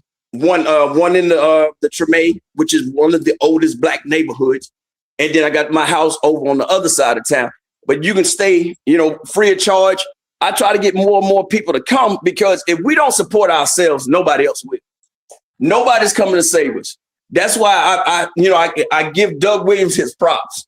You know, not just it was him, Jimmy Smith, and a couple of, you know, all those guys. And this is the crazy thing about it. When you talking to those men are just like me and you. They are the HBCU graduates. They know the struggle. They know the real deal. And I know the success they've had on the field, but they are so cool. It ain't too many autographs. I know Doug Williams ought to be tired of me asking for his autograph. I get one every year, every time I see it. But the respect, yeah, Jimmy Smith the same way. I get Jimmy Smith every time I see them dudes, man, because you just never know. Like, hey, man, because, you know, both should be in the Hall of Fame, hands down, because I really believe that, and I'm not afraid to tell Doug, they don't want him to be the first Black NFL quarterback in the Hall of Fame. That's going to go probably to Russell Wilson or Mahomes, whichever one of them retire first. And then they'll probably put Doug in after that. They just don't want him to be first because he went to Grambling. He went to HBCU. And I believe that's why. And that, you know, Doug, you know, he calls out the NFL all the time. But all those guys are real good people, man. And I really enjoyed this whole week. Because now next year, it won't coincide with Mardi Gras. Because Mardi Gras next year is February 9th. So, and I think the Legacy Bowl is always the third Saturday in February, if I'm not mistaken. So, right. Yeah. So, yeah, next year, they actually have the whole week to itself. But the players come in on a Monday. They do tours of the cities. They do projects in the city. They get a little culture into them. Great food, of course. And then, like I said, they do them one-on-one drills. And I believe that's where you make your money at, with them one-on-one drills. I know that's what Alabama A&M lineman that got drafted by the Ravens last year at the Senior Bowl, talking to the Baltimore Ravens, that's where his stock went up, is when he was at the Senior Bowl, and he went up against the Georgias, the Floridas, the LSU. And not only did he held his own, he dominated. So, like I said, now that kid is almost, if not in the starting rotation as the Ravens, and for the Ravens. So, but it's all good though. Well, I'm excited to see how the young men that made money today. I'm excited to see how they do for the pro days, right? Did they do better? because this they usually don't necessarily release like any of the stats in terms of like their 40 and how much like all their drills and Bench stuff. press and all that stuff. Yeah, that's mainly the combine stuff. But like I was saying, you got a chance to go up against your peers on a one-on-one drill. You as an offensive tackle versus a defensive end. You as a cornerback going up against supposedly the best wide receiver or one of the best wide receivers. That right there is what I think a lot of scouts look at. And that's why I said today the quarterback play just did not do it for me. I was like, damn. So, but hey. They asked him, what did you think about the coaching? The HBCU Legacy Bowl. Like, what did you think about the coaching? Oh, Suge Knight? Hey, man. Hey, I don't know. Who decides these coaches? Let's start with that. Who decides these coaches? Whoever wins the conference. Yeah. Okay. That was an embarrassment for the SWAC. I'm going to just put it like that. Did this guy, and listen, maybe he's a good recruiter to get players that's already been developed. And as the season go along, he can get them to play together, I guess. But no, I mean, like I said, maybe with this week being with Mardi Gras, they really wouldn't focus on something. I don't know, because that was not a good showing for him today. That's just my opinion, and it ain't nothing personal, Prairie View fans or coach. I think the guy has a mentality of he's bigger than the game. And as again today, it showed that he really don't know what he's doing. That's just my opinion. So I don't he ain't coaching me. I'm gonna put it like that. So I don't know what else to tell y'all, because that I was like, not him again. So wait a minute. What you mean? So basically what you're saying, Coach Barry basically said that the difference that was made, he said the separation was in the preparation. That's what exactly. Yeah, I can see that. I'm telling you, the separation was in the preparation. I said, okay. The mailman was handing out mail today. Well, hey, I just think that guy, some coaches come to these games and they don't take him serious. But you got to realize the NFL scouts, they looking at you too.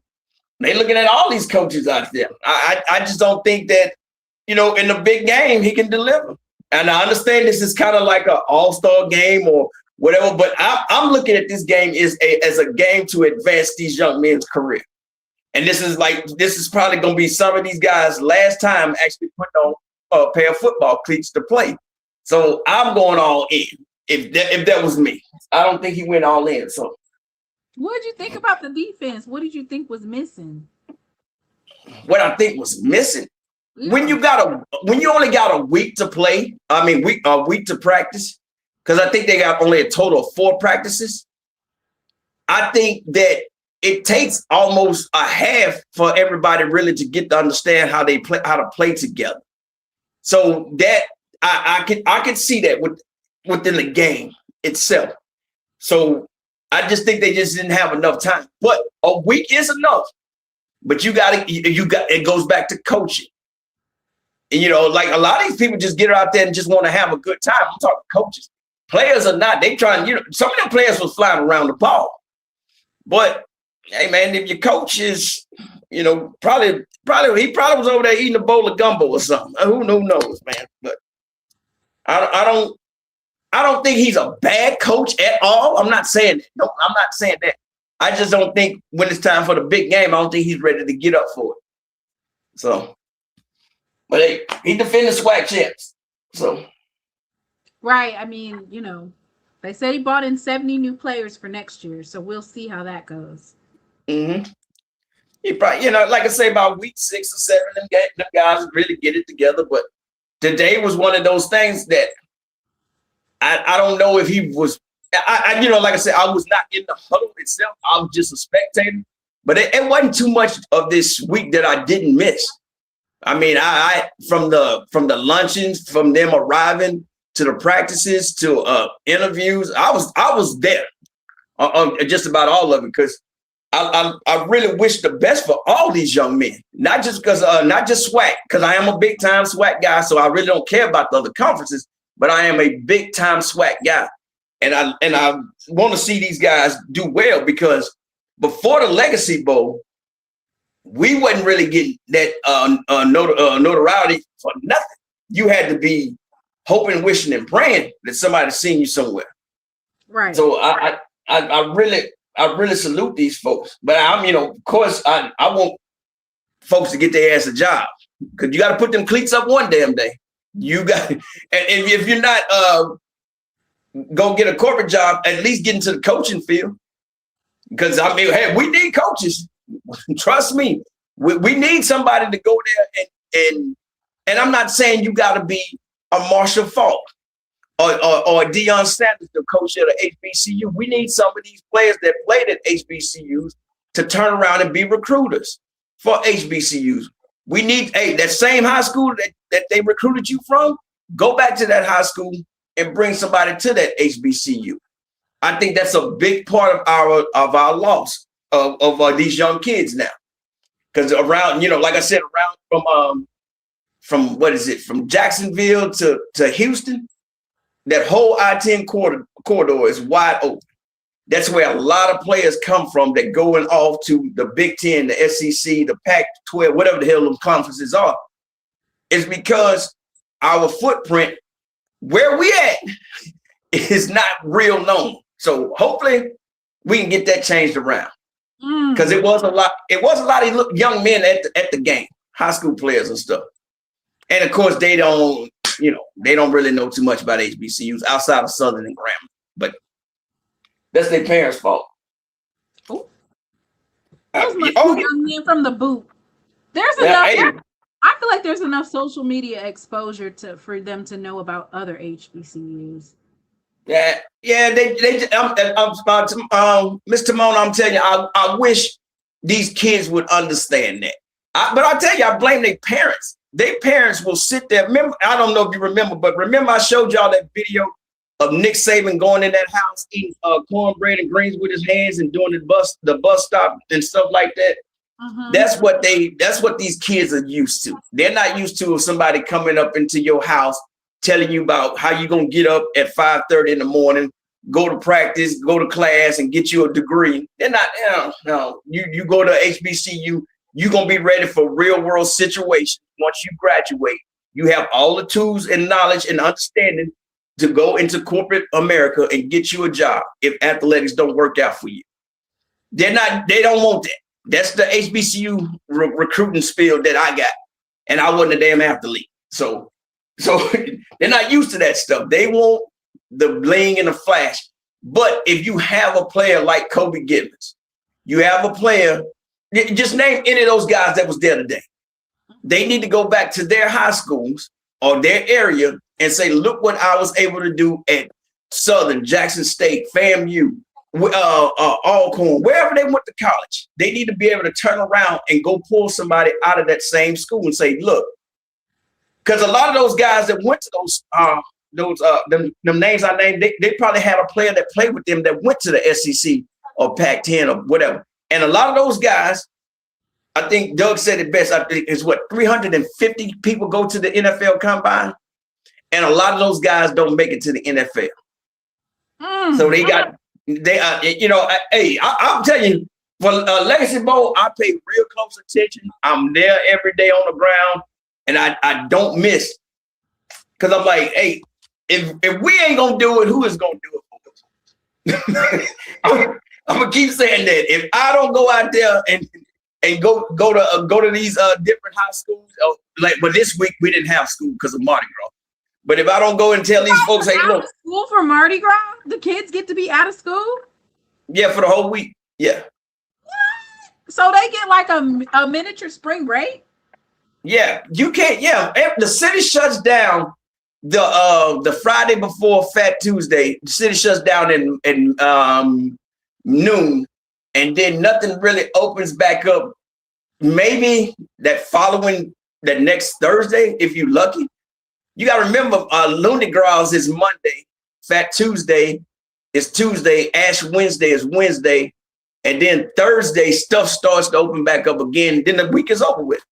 Mm-hmm. So yeah, it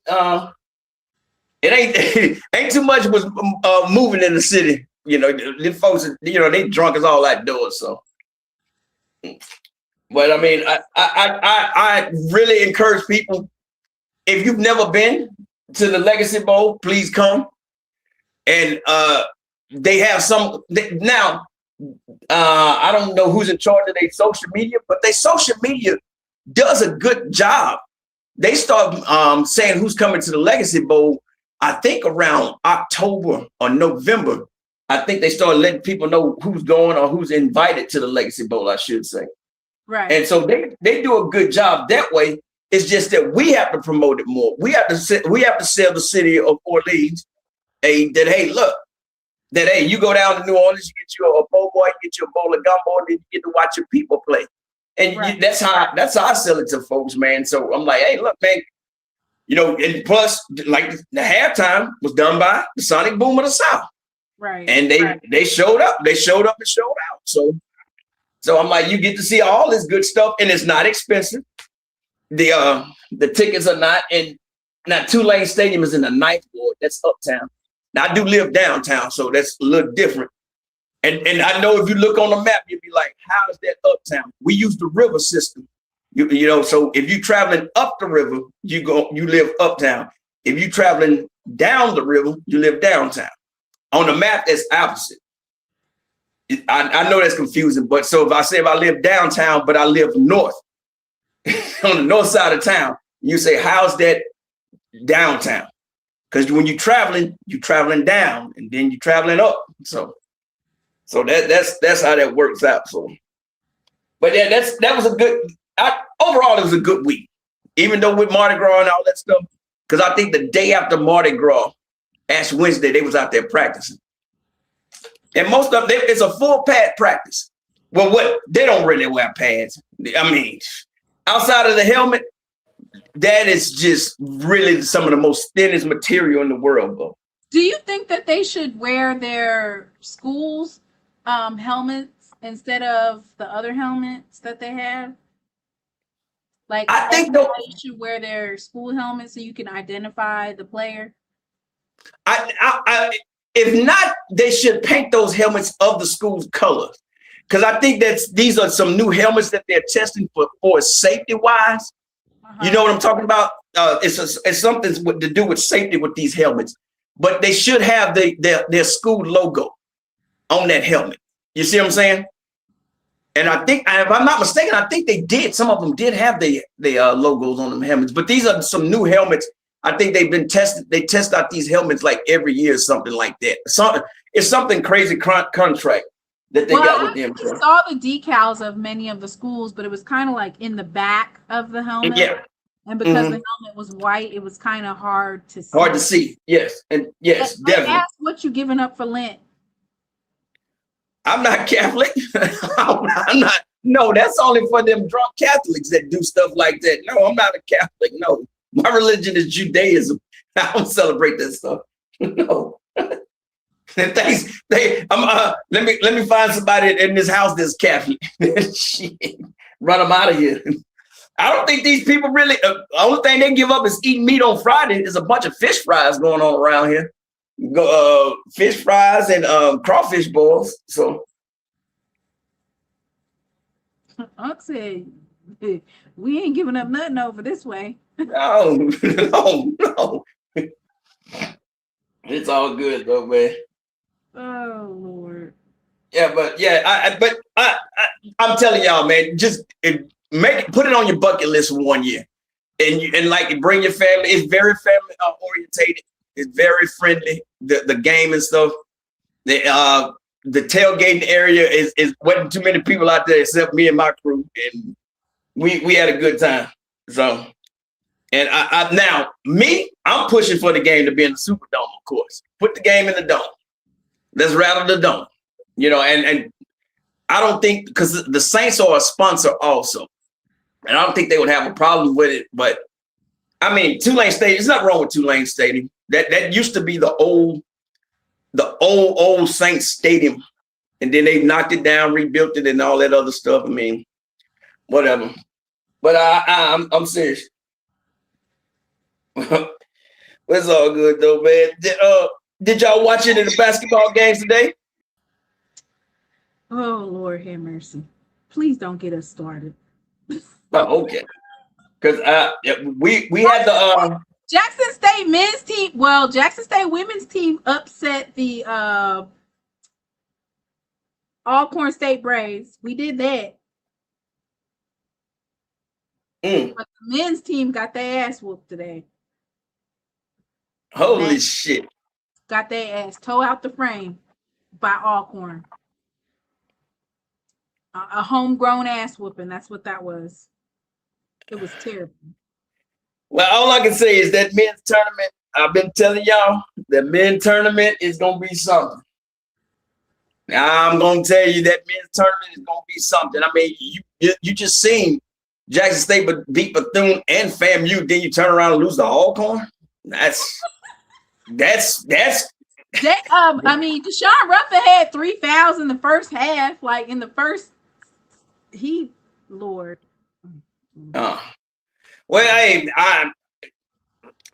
the game was in Lorman. What you gonna say? That's all I'm gonna say. They said that the Alcorn State head coach got ejected from the game. It was just, it was too much. It's one of them games. Well, so that means they got they always play very hard. They always play hard. It's your rivals. I expect that. And what's the name? When it comes to those two schools, man, and anybody that's from the state of Mississippi or the surrounding states, Alabama or Louisiana, when Alcorn versus Jackson State, I don't care what sport they play, it's always it's a tune in or must see TV event. I don't care if it's baseball, I don't care if it's basketball, especially we all know the Soul Bowl and football. But I don't ever see Alcorn or Jackson, regardless of the records, ever just rolling over. So yeah, that one hurt because I felt like, okay, we might have found our rhythm when we beat Bethune-Cookman, and now it's kind of like, well, damn, no, you're back to square one. False alarm. Yeah. You thought something was something, but it wasn't. Well, we found our rhythm. You got 5 games left in the season, then you got the tournament. So you can go on a 5-game winning streak. You don't need to go 3-2, or you don't need to go 4-1. You need to win every game going into this tournament. Because this tournament, that's what I thought. I was like, compared to some folks, we actually had a decent, way of winning all of them. You could possibly win all of these games. Yeah. And looking at their schedule, they should have, we should have went 5-0. Man, losing to Alcorn, man, because Alcorn has not been a stable team. But like I said, I think this tournament is going to bring the best out of SWAC men's basketball. I really do believe that. And it's like, Bethune-Cookman will be the regular season champs. I don't see them losing 2 games. But on the women's side, I seen that came across my ticket that the Alabama A&M, they won 14 games in a row. So, but hey, anything is possible in the tournament. They only lost to Valley. They only have to win. Right, in the tournament, they only have to win 1 more game and they clinch regular season. They only lost to Valley. Which is still kind of amazing, ain't it? Probably their first game of the season they lost to Valley. Yeah. Mm-hmm. Yeah, I'm looking forward to both tournaments this year. This is the first time that I'm really going to be looking forward to both tournaments. I mean, I know a lot of people saying Bethune-Cookman has it locked up. They're gonna win the tournament. Nobody's gonna be able to catch him. I just don't know. I'm not this year. What's that? I said, who is saying that they're gonna win? Not without Dr. Bradley. If it was like a month ago, I would have said that they would have won with no ifs, ands, or buts about it. But they took 2 back-to-back losses. One to they lost to Alcorn too. I know they lost to Jackson State. I didn't know they lost to Alcorn. Okay. Well, hey, it goes back to what I said. I think it's going to be this is going to be a better men's tournament, but I just don't want them to exhaust all their energy because you know that the men is going to have to play a play-in game. Now, if just say if Alabama A&M wins the tournament for the women, there's no way that those ladies need to play a play-in game. I know that's wishful thinking, but they don't need to play a play-in game if they're, that dominant like that. But, they do us dirty. And we keep on rolling, man. But I just really want this to be one of the better tournaments for both sides. But the men, definitely. And it's going to be in the same gym, right, as it was last year in Atlanta? Yep. Perfect. I love that arena. The Gateway Arena. Gateway Arena. Okay. Yes. Yeah, I cannot wait for this tournament. I'm kind of waiting. I'm kind of like, come on, season, get on over with. Let's get into this tournament. And now, have they said anything about the coverage? SWAC TV, or is it going to be on ESPN Plus, or who's actually covering this tournament? Because I know the championship game is going to be on ESPN, right? Or ESPN2 or something like that. Yeah, I think it is going to be the SWAC network that's going to be doing the play-in, like the preliminary games Monday. What's that? Monday through Friday? Uh-huh. Yeah, they might. It is like a Jackson State versus Bethune-Cookman. They might pick it up. Yeah, and because normally it's like championship Saturday or Sunday, whatever they start. The ESPN networks will pick up the championship game itself. But regardless where it's going to be, I will be tuned in to it, man, because the NCAA tournament is, with those players there, man. So I see Houston lost to Arizona, which is very rare for Houston to lose in the regular season. They lose about 3 or 4 games a season, but I was like, that's kind of, and they beat them in Houston. Where's the Final Four this year? Do you know? I don't really know. I never even, after the HBCUs get knocked out, which is usually early, yeah. Which is I'll watch maybe the Elite 8, maybe. I think I followed women's basketball last year a lot, and the year before that. But I think it'll be competitive on the women's side. Just, I don't know. I think South Carolina, it's gonna be UConn and South Carolina. I think it might be UConn again, maybe. I don't know. UConn, South Carolina. Gino does not like South Carolina's head coach. He despised that woman. He does. Wait, because Coach Dawn, that thing Staley, she is something serious. She's a force to be reckoned with.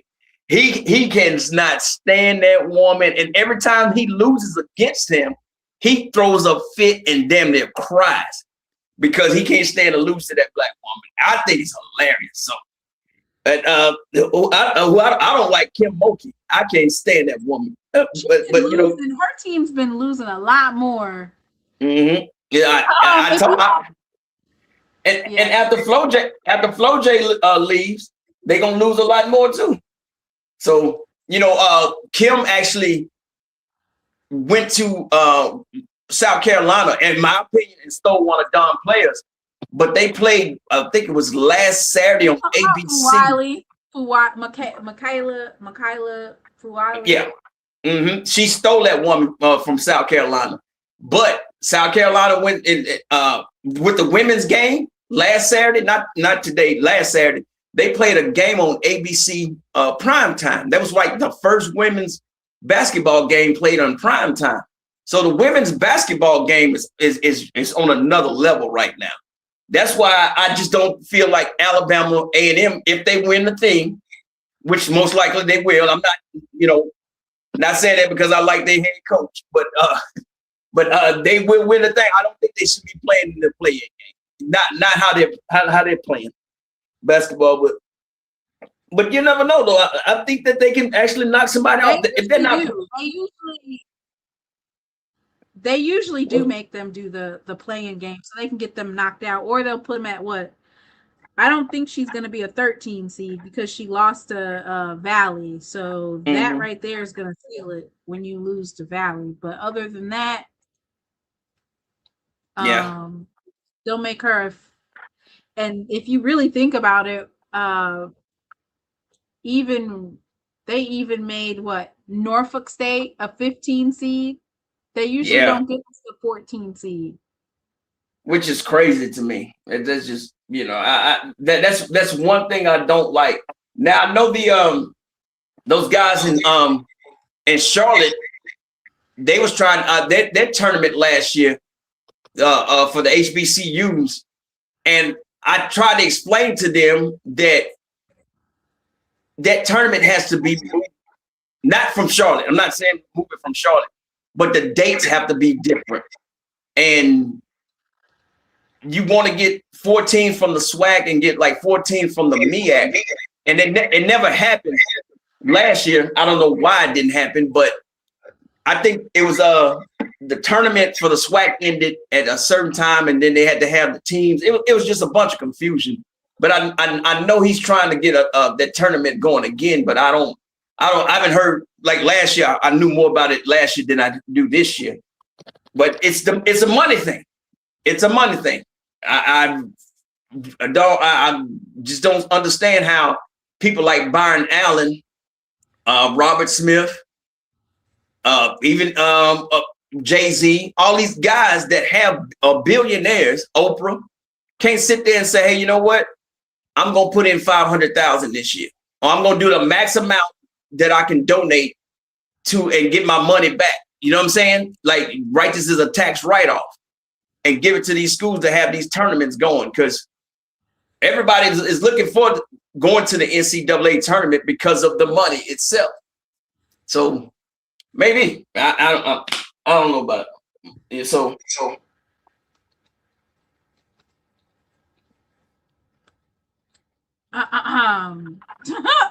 listen, when it comes to that basketball, it's the way that our teams are playing in the SWAC, it's any given day. Yeah, definitely. With Jackson State losing to Alcorn, because Alcorn only won 8 games or 9 games, maybe 6. I think it wasn't too many games that they won. So they did beat. I forgot that Alcorn did beat Bethune just the other day. So maybe they're finding their groove as well. Yeah, I mean, remember, tournament is all about point guard play. Your point guard can hurt you or help you. If the point guard is turning the ball over, you're gonna be in some trouble. So you said if it's turning the ball over? Yes, if your point guard is turning the ball over, that's gonna hurt you, especially when it comes to the tournament. So I know we had 7 turnovers today, so, and that's from our lead scorer. So Deshaun Ruffin had 7 turnovers, and then he had 4 fouls. Like, it pretty much, it was a done deal from there. There you go. 7 turnovers. Because see, a lot of those turnovers from your guard leads into easy transition points for your for the team's defense. So I mean, you got it, man. Get yourself together, because the tournament is coming, and it's only a couple. Like I said, you got 5 games left now. All right. Well, everybody's going to the tournament this year. When's the next time you go live? Oh yeah, definitely. Will be in Atlanta. Yeah, when's the next time you go live? Monday. Monday. I'm going live. Probably doing just a little bit of recap of the Legacy Bowl, but I'm more focused on the baseball season just started. So I'm a big baseball fan, and yeah. Did you have a chance to watch the Mississippi series that they had? No, I have not. Not yet. For the Major League Baseball, that was probably like opening week that they had that. Yeah. I mean, I normally go to the Cactus Jack tournament, and they have a tournament in Florida now. I mean, the HBCU. If baseball, the black people say baseball, and in the with integration, American baseball was boring as hell. When Jackie Robinson, quote unquote, supposedly broke the color line because he wasn't the first black player. Moses Walker was the first black player, but they made that gentleman's agreement, and they didn't have a black player until after that racist Kaminsky guy actually died. But they made the game more exciting. But Southern has the best HBCU player ever to play. His name is Lou Brock. And Mr. Ford is still here. I know he know about Lou Brock. And his record was finally broken by Richard Henderson. But Lou Brock was a walk-on at Southern. And the story goes is they was hitting fly balls to him, and they thought they was uncatchable. And he was moving so fast, and they asked him why was he moving so fast. He said he was hungry. He said if he had something to eat, he probably would have run even faster. But Lou Brock became the all-time base stealer. Jackson State, you have one of the coolest pitchers, Marvin Freeman. It goes by the nickname of Starvin' Marvin. He runs a development with the MLB, and I remember him pitching at Jackson State, and he went to pitch with the Braves and a few other teams, man. So we got some players that came out of the SWAC, and I know SWAC baseball is kind of crazy because sometimes the scores look like a football score out there, 21-17 and stuff like that. But I really enjoyed baseball. The Brickwood Stadium in Birmingham. That's the oldest baseball stadium in the United States. The Negro Leagues used to play there. That's where the SWAC tournament is held. And I was there last year. It wasn't too many people there, but it was just cool to be there to see actually the SWAC teams play up in there. So I'm excited. I know for Jackson State, our pitchers are kind of iffy now. Pitchers are kind of iffy now. Yeah, well, that's throughout college baseball. You got, I think it's only one dominant player pitcher I've seen. He's a black guy, and I think he pitches for, it's either Indiana, Louisville, or something. It's a red school, red and gray school. I don't know. I try not to pay attention to those schools because a lot of these young athletes just irk me sometimes because you go to these schools. It's just my opinion only. I don't know how you can go to a school that says we are anti-diversity, equity, inclusion, but you are the star of the football team, basketball team, or baseball team, but you're not allowed to have a black student union. Right. So, that's just my opinion. That's how I look at it. Like, it's not every single one of them schools, but it's a lot of them. I can start with Alabama. You turn their black student union into a food pantry. I'm like, damn. Wait a minute, what? Yeah, they use the black student union building as a pantry now. And they're not allowed to talk about diversity, equity, and inclusion. So, it's one of those things that I just don't get. Like, what do you feel on campus? Like, what do you think? Like, after you finish playing sports? Because I always tell people, if you go to a PWI and you look around campus, you don't know who's an athlete, who's not an athlete. So, do they really think that you are a quote unquote DEI person, affirmative action person, which we all know that's a lie. But I mean, I know what Walter Payton said, and the reason about how when they look at you as property or as a commodity, or they look at you as money or a dollar sign, they'll treat you differently when they feel like they can no longer use you anymore. And that's basically what it goes to. I mean, you know, I look at a lot of these pro football players and other sports. They get mad once they're done with the league or the league is done with them. But I'm like, what did you expect? I mean, what did you expect from these schools, man? I always tell people the Fab Five at Michigan, that should have told us, go back to HBCUs. That's in the 90s. The Fab Five, after they left that school, Michigan had wanted nothing to do with them. It took almost about 20 something years before they really acknowledged what the Fab Five did for Michigan. Those 5 black freshmen with bald head and black socks, baggy pants. They changed the whole swag and culture, brought in God knows how many millions of dollars. I'm pretty sure you still can buy a Chris Webber jersey. I mean, that's Jalen Rose jersey. And the school did not want to have anything to do with them once they left. And I'm like, damn. And when Jawan was hired at Michigan, I said, they are trying to get the black kids back into Michigan, the one that was like Jawan. And then once he got that program situated, guess what? Fired him. Now Michigan is back up there again in decent rankings. So, but hey, I don't knock people for going to whatever school they want to go to. Just don't sit there and cry to me when they do you dirty, because they do quite a few of these people dirty. And I'm surprised Falk has not hired Leonard Fournette or Tyrann Mathieu for a coaching position, or somebody in the SWAC should hire those guys.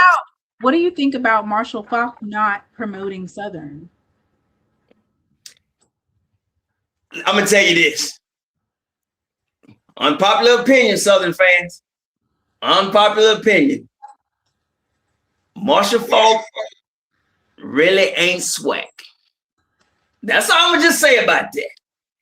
Marshall Falk, and I know he went to I think he went to Wardell Coin. I think he went to Corn. I mean, I'm just saying, now he's a pretty good recruiter. He has came down here and got a lot of players, but he really ain't SWAC material.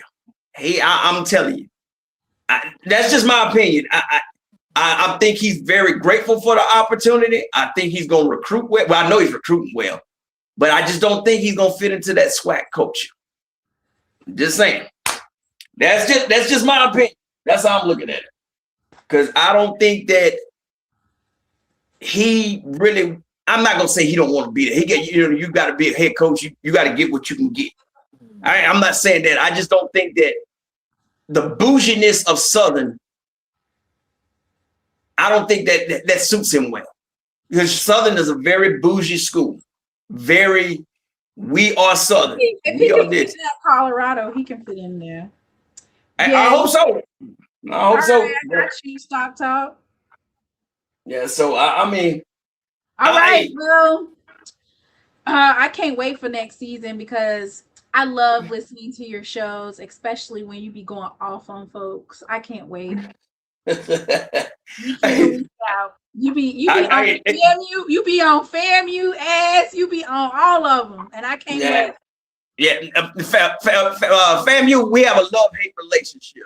They actually told me I was mad. A change of tune this year.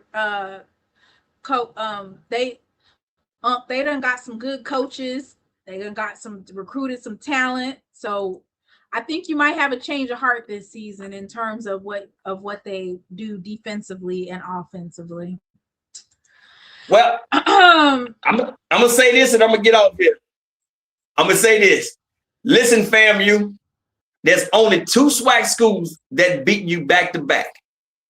That's Jackson State and Mississippi Valley. That's all I'm gonna say. Y'all have a good night. Thanks for having me on your show, Timon. Thank you. All right. All right.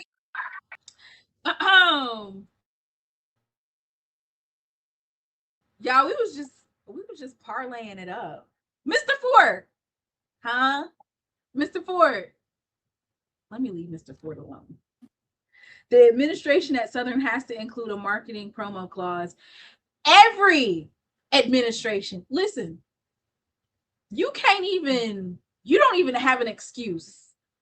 Any coach that comes into HBCU spaces promising to be like Dion or give the Dion effect, it needs to be in their you don't even have an excuse, because you saw what we went through with Dion in terms of he was promoting and doing all that he was doing, but it was also not only that, like he was building his brand and connecting it to Jackson State, and then corporations were investing in it. People were looking at the dollars, people looking at the impact, the impressions.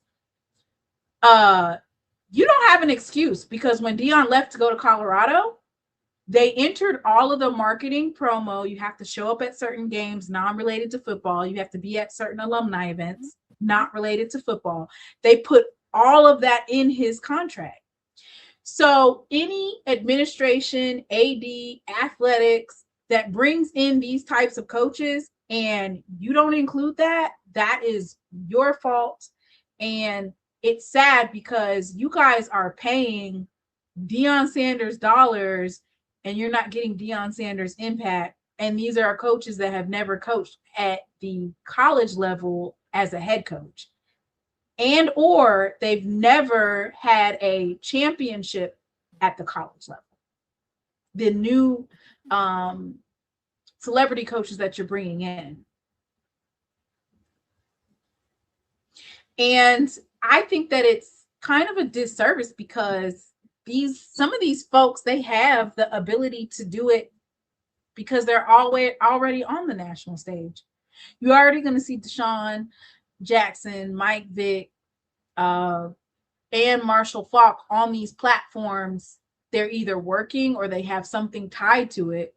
So them wearing, it takes nothing to do the Southern. But I will say this, did these various people who like have companies with clothing, did you guys send him some stuff? Deion Sanders was getting a promo package every other day. He was getting a package with clothes. Wear my shirt, wear my sweater, wear this, wear that. I mean, he was dripping it. I mean, they automatically got free promotion because he would have it on, and they'd be like, damn, I need that sweater, or damn, I need that hat. Are you guys doing that? But you know what? We about to get it cracking on the other side. On the other side. So yeah. If you have not sent that, go ahead and send it.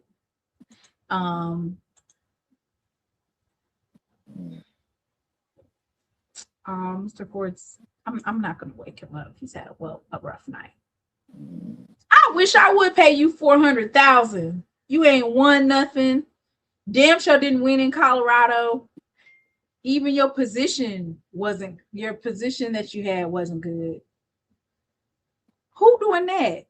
I'm not.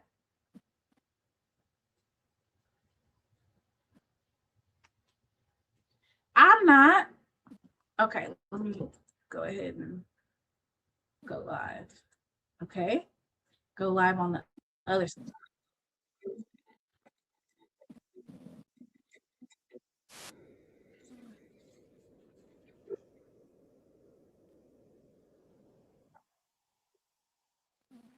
All right. You got 2 minutes. Who got 2 minutes? Mr. Ford, you hear Mr. Ford snoring? I'm not going to wake him up. I usually wake him up at the end of the show. Mr. Ford. Huh? I'll see you on Thursday, okay? Huh? I said I'll see you on Thursday, okay? Okay. All right. You have a good night, okay? You didn't even do our Black History Month, but I'm gonna let you rock. I think we got Okay. one or two more Yeah. episodes. Yeah. And you know, I want to talk about the Mississippi Freedom Democratic Party tonight. What? The Mississippi Freedom Democratic Freedom Democratic Party. Yeah, Fannie Lou Hamer and Oh, wait, Ella wait. I have Baker. heard of Fannie Lou Hamer. Wait, Yeah, say it Fannie Lou again. Hamer. She made that testimony in 1964 at wanna the do that? Atlantic City Convention. One of the most famous testimonies ever. Mississippi Democratic. Yeah. Mississippi Freedom Democratic Party, Fannie Lou Hamer. Uh-huh. She was the vice chair of the we're gonna do it. I'm getting ready to pull it up, Mr. Ford. I'm getting ready to pull up her picture. Okay. And then you could do that, and then you can head on out here. Yeah. With this beautiful Black History Month. Mississippi Freedom Democratic Party. MFDP. They were hated by the Democratic strategists, and the people control the Democratic Party. One of the things Lyndon Johnson told them, do not allow that lady to be on TV.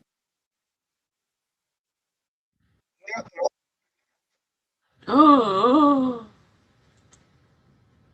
don't let her be on TV. Because she gave a testimony out this world.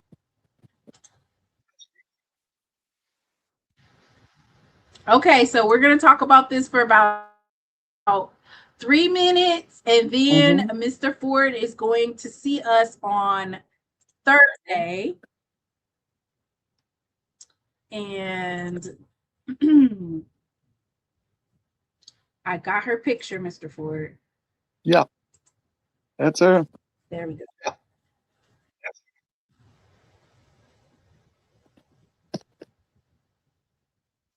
Fannie Lou Hamer. They beat her so bad while she was in prison, they almost killed her. That's why she walked with a limp. Yeah. Parchment, I think it was it parchment? No, I don't know if it was parchment or not. So she was born on October 6, 1917 in Montgomery County, Mississippi. She died on March 14, 1977 in Mount Bayou, Mississippi of high blood pressure. Yeah. She was married to Perry Hamer and had 2 children, Virgie Ree and Dorothy Jean. She was one of the most powerful voices of civil and voting rights movements. She represented the 1964 Democratic National Convention, and she organized Mississippi's Freedom Summer with the SNCC. What is it? SNCC? How do you say it? Student Nonviolent Coordinating Committee. Yes. Yes. Hey, friend. She was the co-founder of the National Women's Political Caucus, an organization created to recruit, train, and support women of all races who sought election to government offices. Okay, so why did they not want her to talk?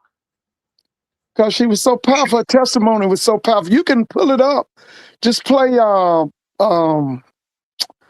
Fannie Lou Hamer at the 1964 Democratic Convention. It'll come up.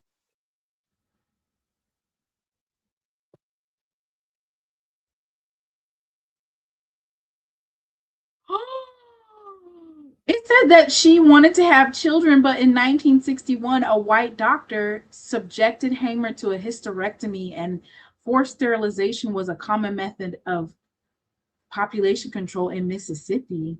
Yeah, that was what that lady was. Margaret Singer and them was pushing that. Let me see. What do they call that now? Oh, I can't think. You have to look up Margaret Singer. It started with her. Margaret Singer was in with Adolf Hitler now. You know, they said that black people were human weed and had to be cut down. Yeah.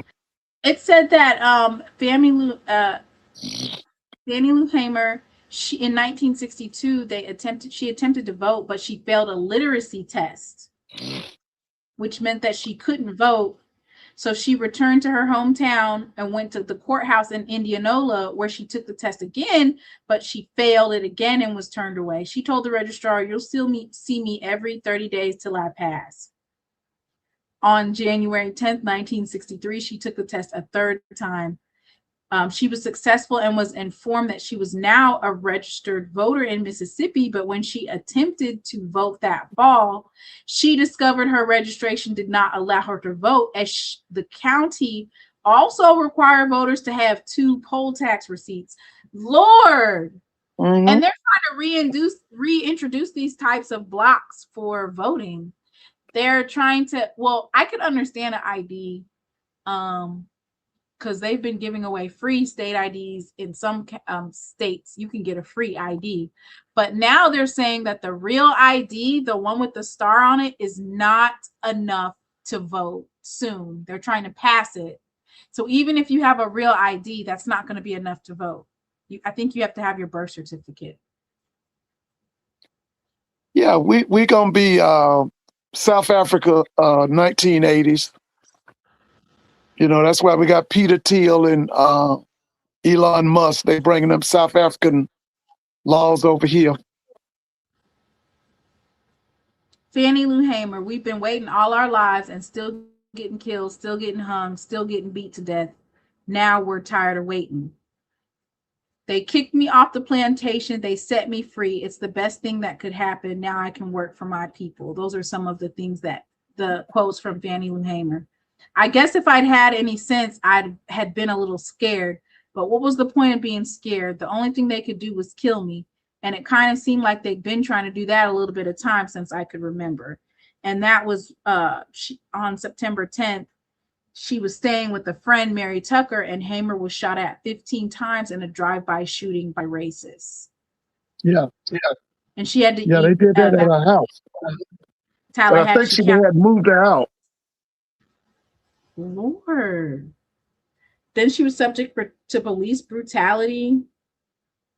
Yeah, they say when she went to prison, they had 2 black guys who were prisoners to beat her almost to death. They almost beat her to death. They took the police gave them the Billy Jacks or the Billy Club, and they beat her.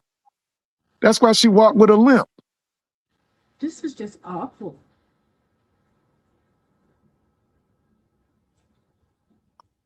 Yeah, she got a chance to go to Africa. She spoke in New York. When she spoke in New York, I think Malcolm X was on that program too. She was buried in her hometown of Ruleville, Mississippi. Her tombstone is engraved with one of her famous quotes: "I am sick and tired of being sick and tired."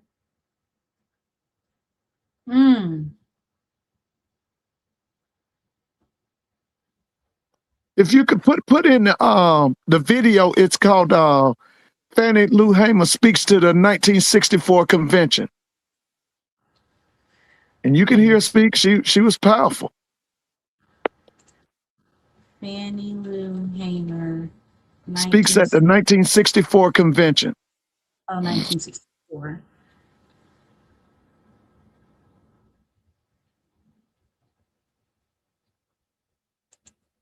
They knew when. Yeah, actually, see, the Mississippi Freedom Democratic Party was betrayed by Dr. King and by Adam Clayton Powell. Both of them betrayed those people. Wait a minute. What you mean betray?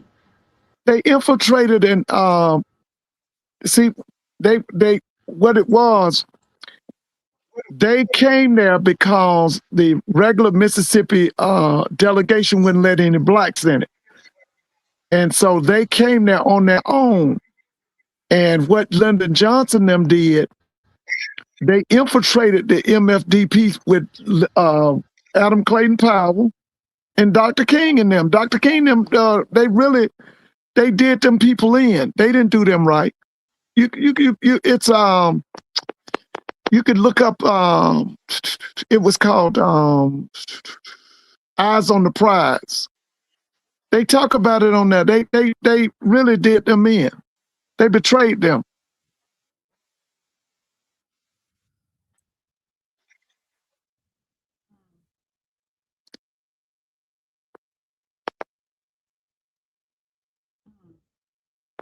Okay. Let me see. I found Fannie Lou Hamer in Atlantic City, New Jersey. Is that the one? Yeah. In You August can of play. 1964? Yeah, that's it. Okay.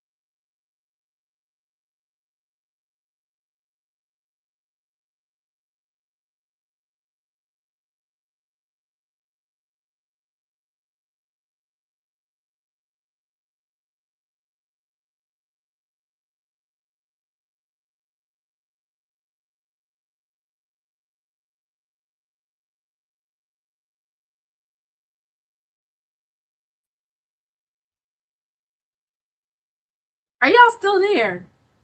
Yeah, we was waiting on you to play the video. I know, but I think I had started the other live, so that's why it's just it's not actually up, Mr. Ford. Okay, hang on. Oh God, have mercy on my soul. It don't look like it want to play, Mr. Ford. Let me see.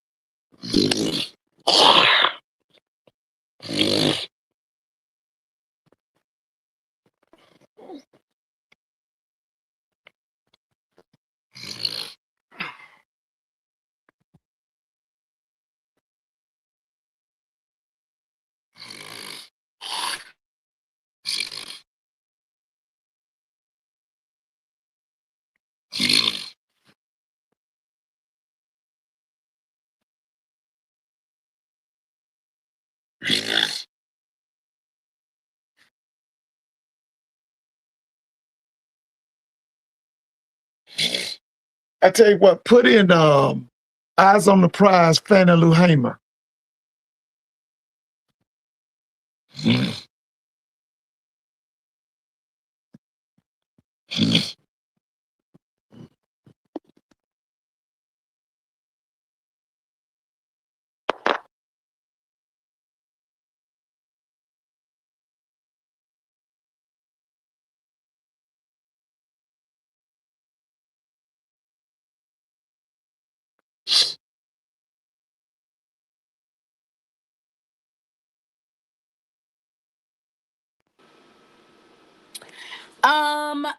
Sorry you guys, but that was not me. Okay, Mr. Ford. Huh? I don't know what's going on. I don't know why it won't let me do it. It's not letting me. It doesn't want to put Fannie Lou Hamer on the screen. Oh yeah, I wish you could see it. That thing was so powerful when she spoke at that 64th Democratic convention. That was in Atlantic City. It was so powerful. Lyndon Johnson told him to take it off TV. Well, yeah. Yeah, so we'll just, we're gonna do it on Tuesday or Thursday.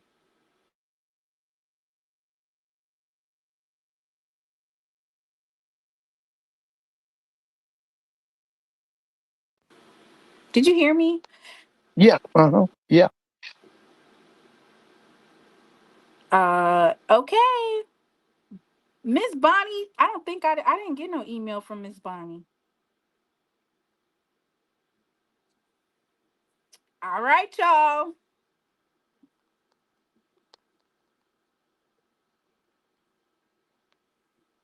I will see everybody on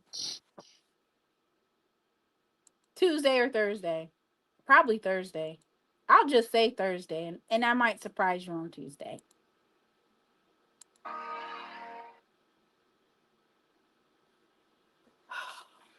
I've had some good days. I've had some hills to climb.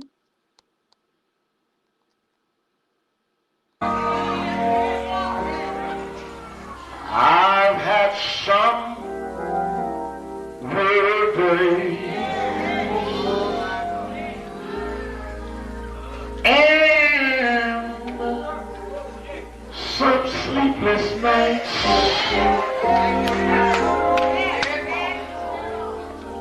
But when I look around,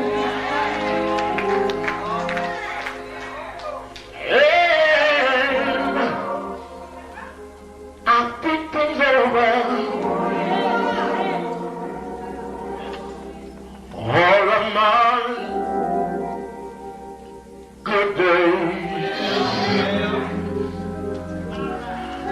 outweigh my bad days.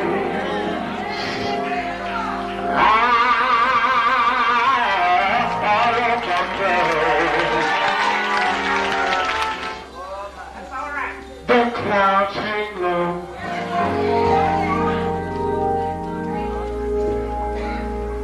I can hardly see the road. I ask the question, Lord. Lord, why so much pain? But He knows what's best for me.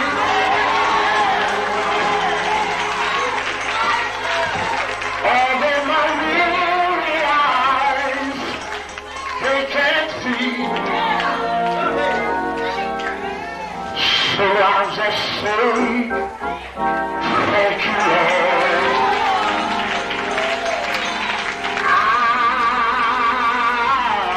I won't complain.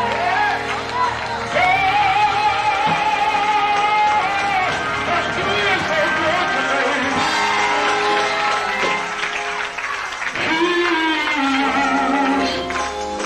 He's been good to me. More than this world.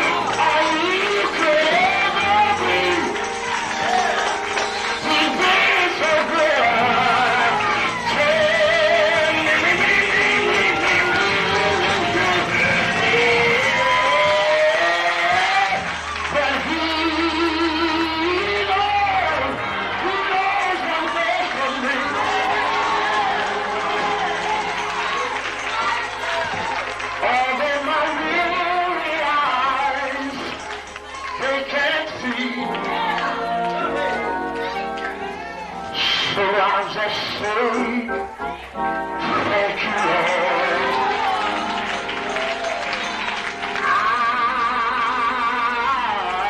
I won't complain.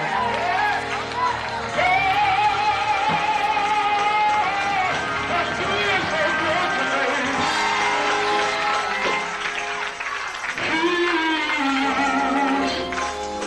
He's been good to me.